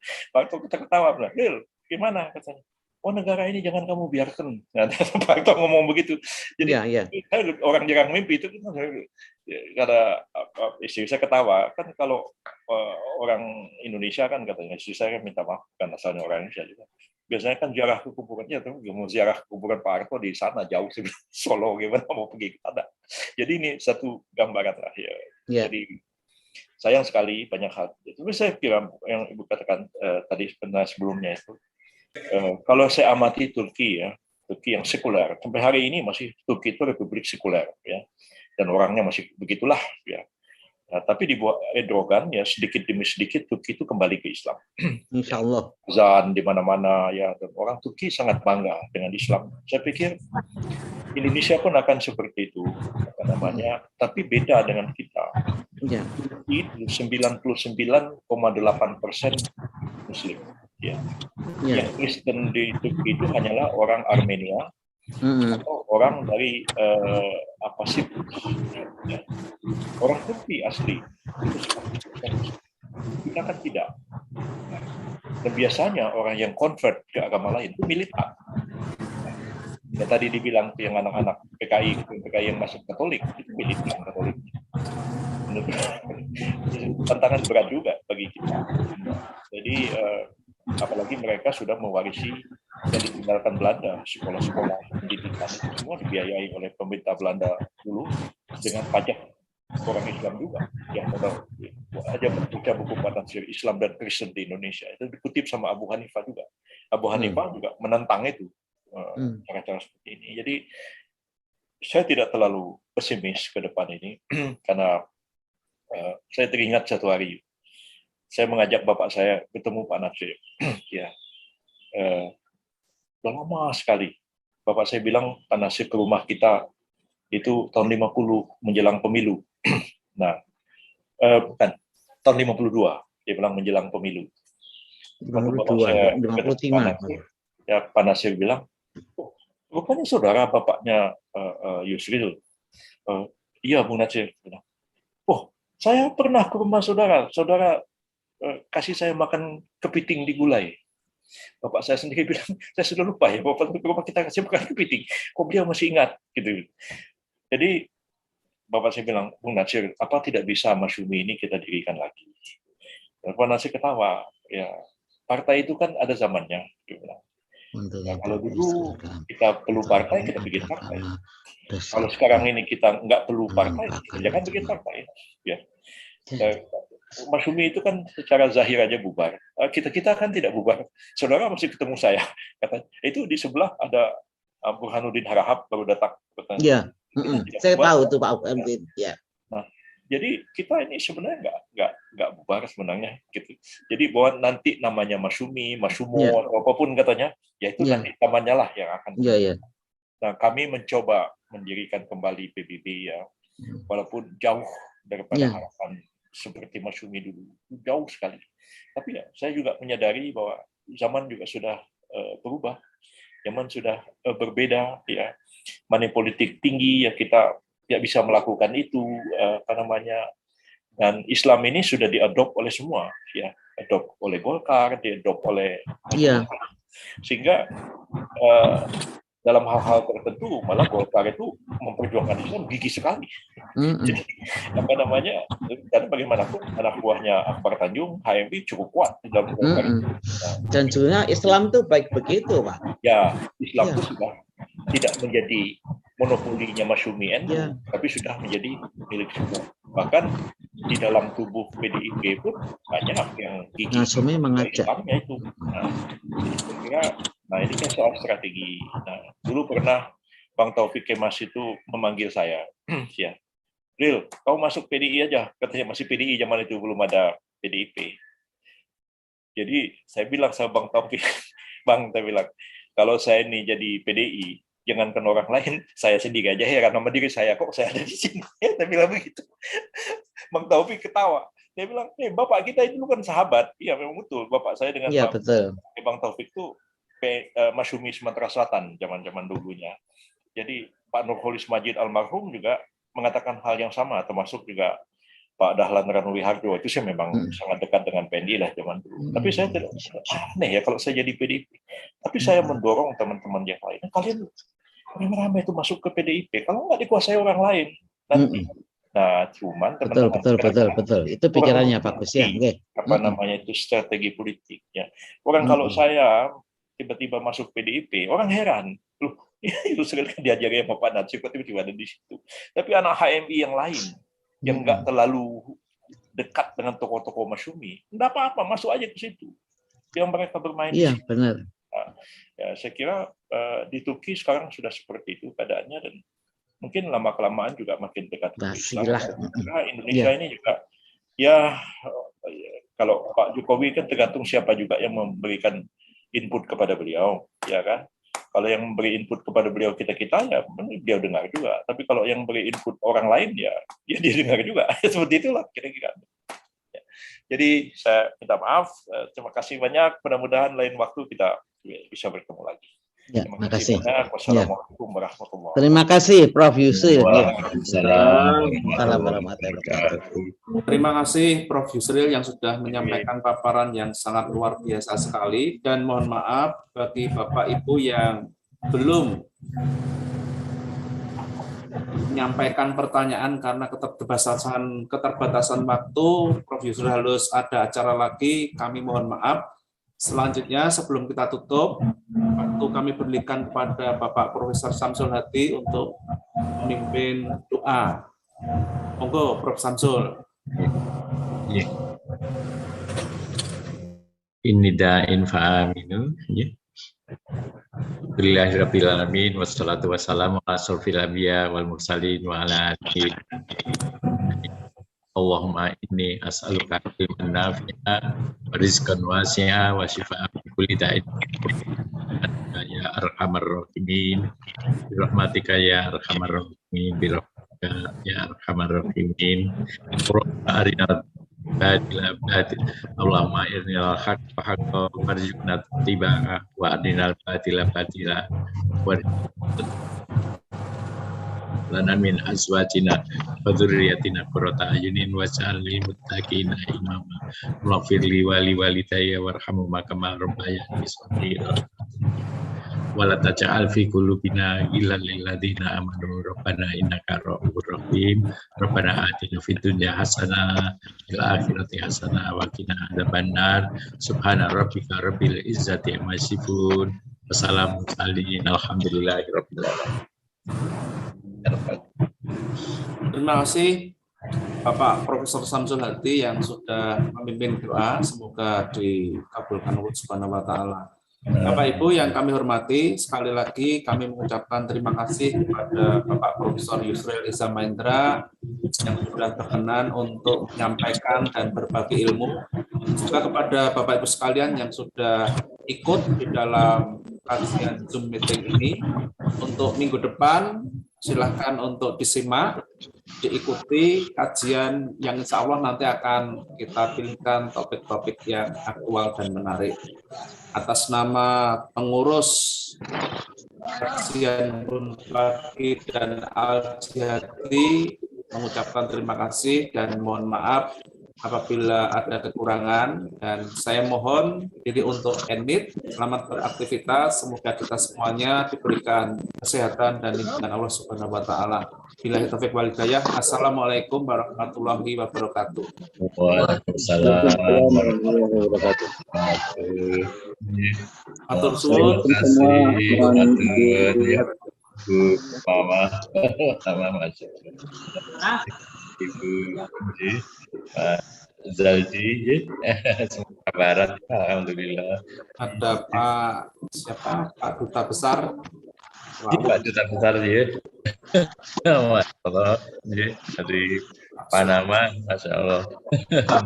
Pak Diana, apakah ini direkam apa acara kita ini? Ini bisa diikuti di YouTube, Pak. Oh gitu, ya baik, ya. Karena ini mengandung sejarah. Ya, Profesor Yusril sudah 2 kali menyampaikan topik yang sama. Oh iya, iya. Ini topik yang berurutan, Bapak. Ya baik, ya. Terima kasih. Alhamdulillah, terima kasih Bapak Ibu. Pangapunten Pak Samsul dan kawan-kawan semuanya, saya mohon diri untuk live. Terima kasih, matur suwun. Assalamualaikum warahmatullahi wabarakatuh. Sama-sama Pak Daniel dan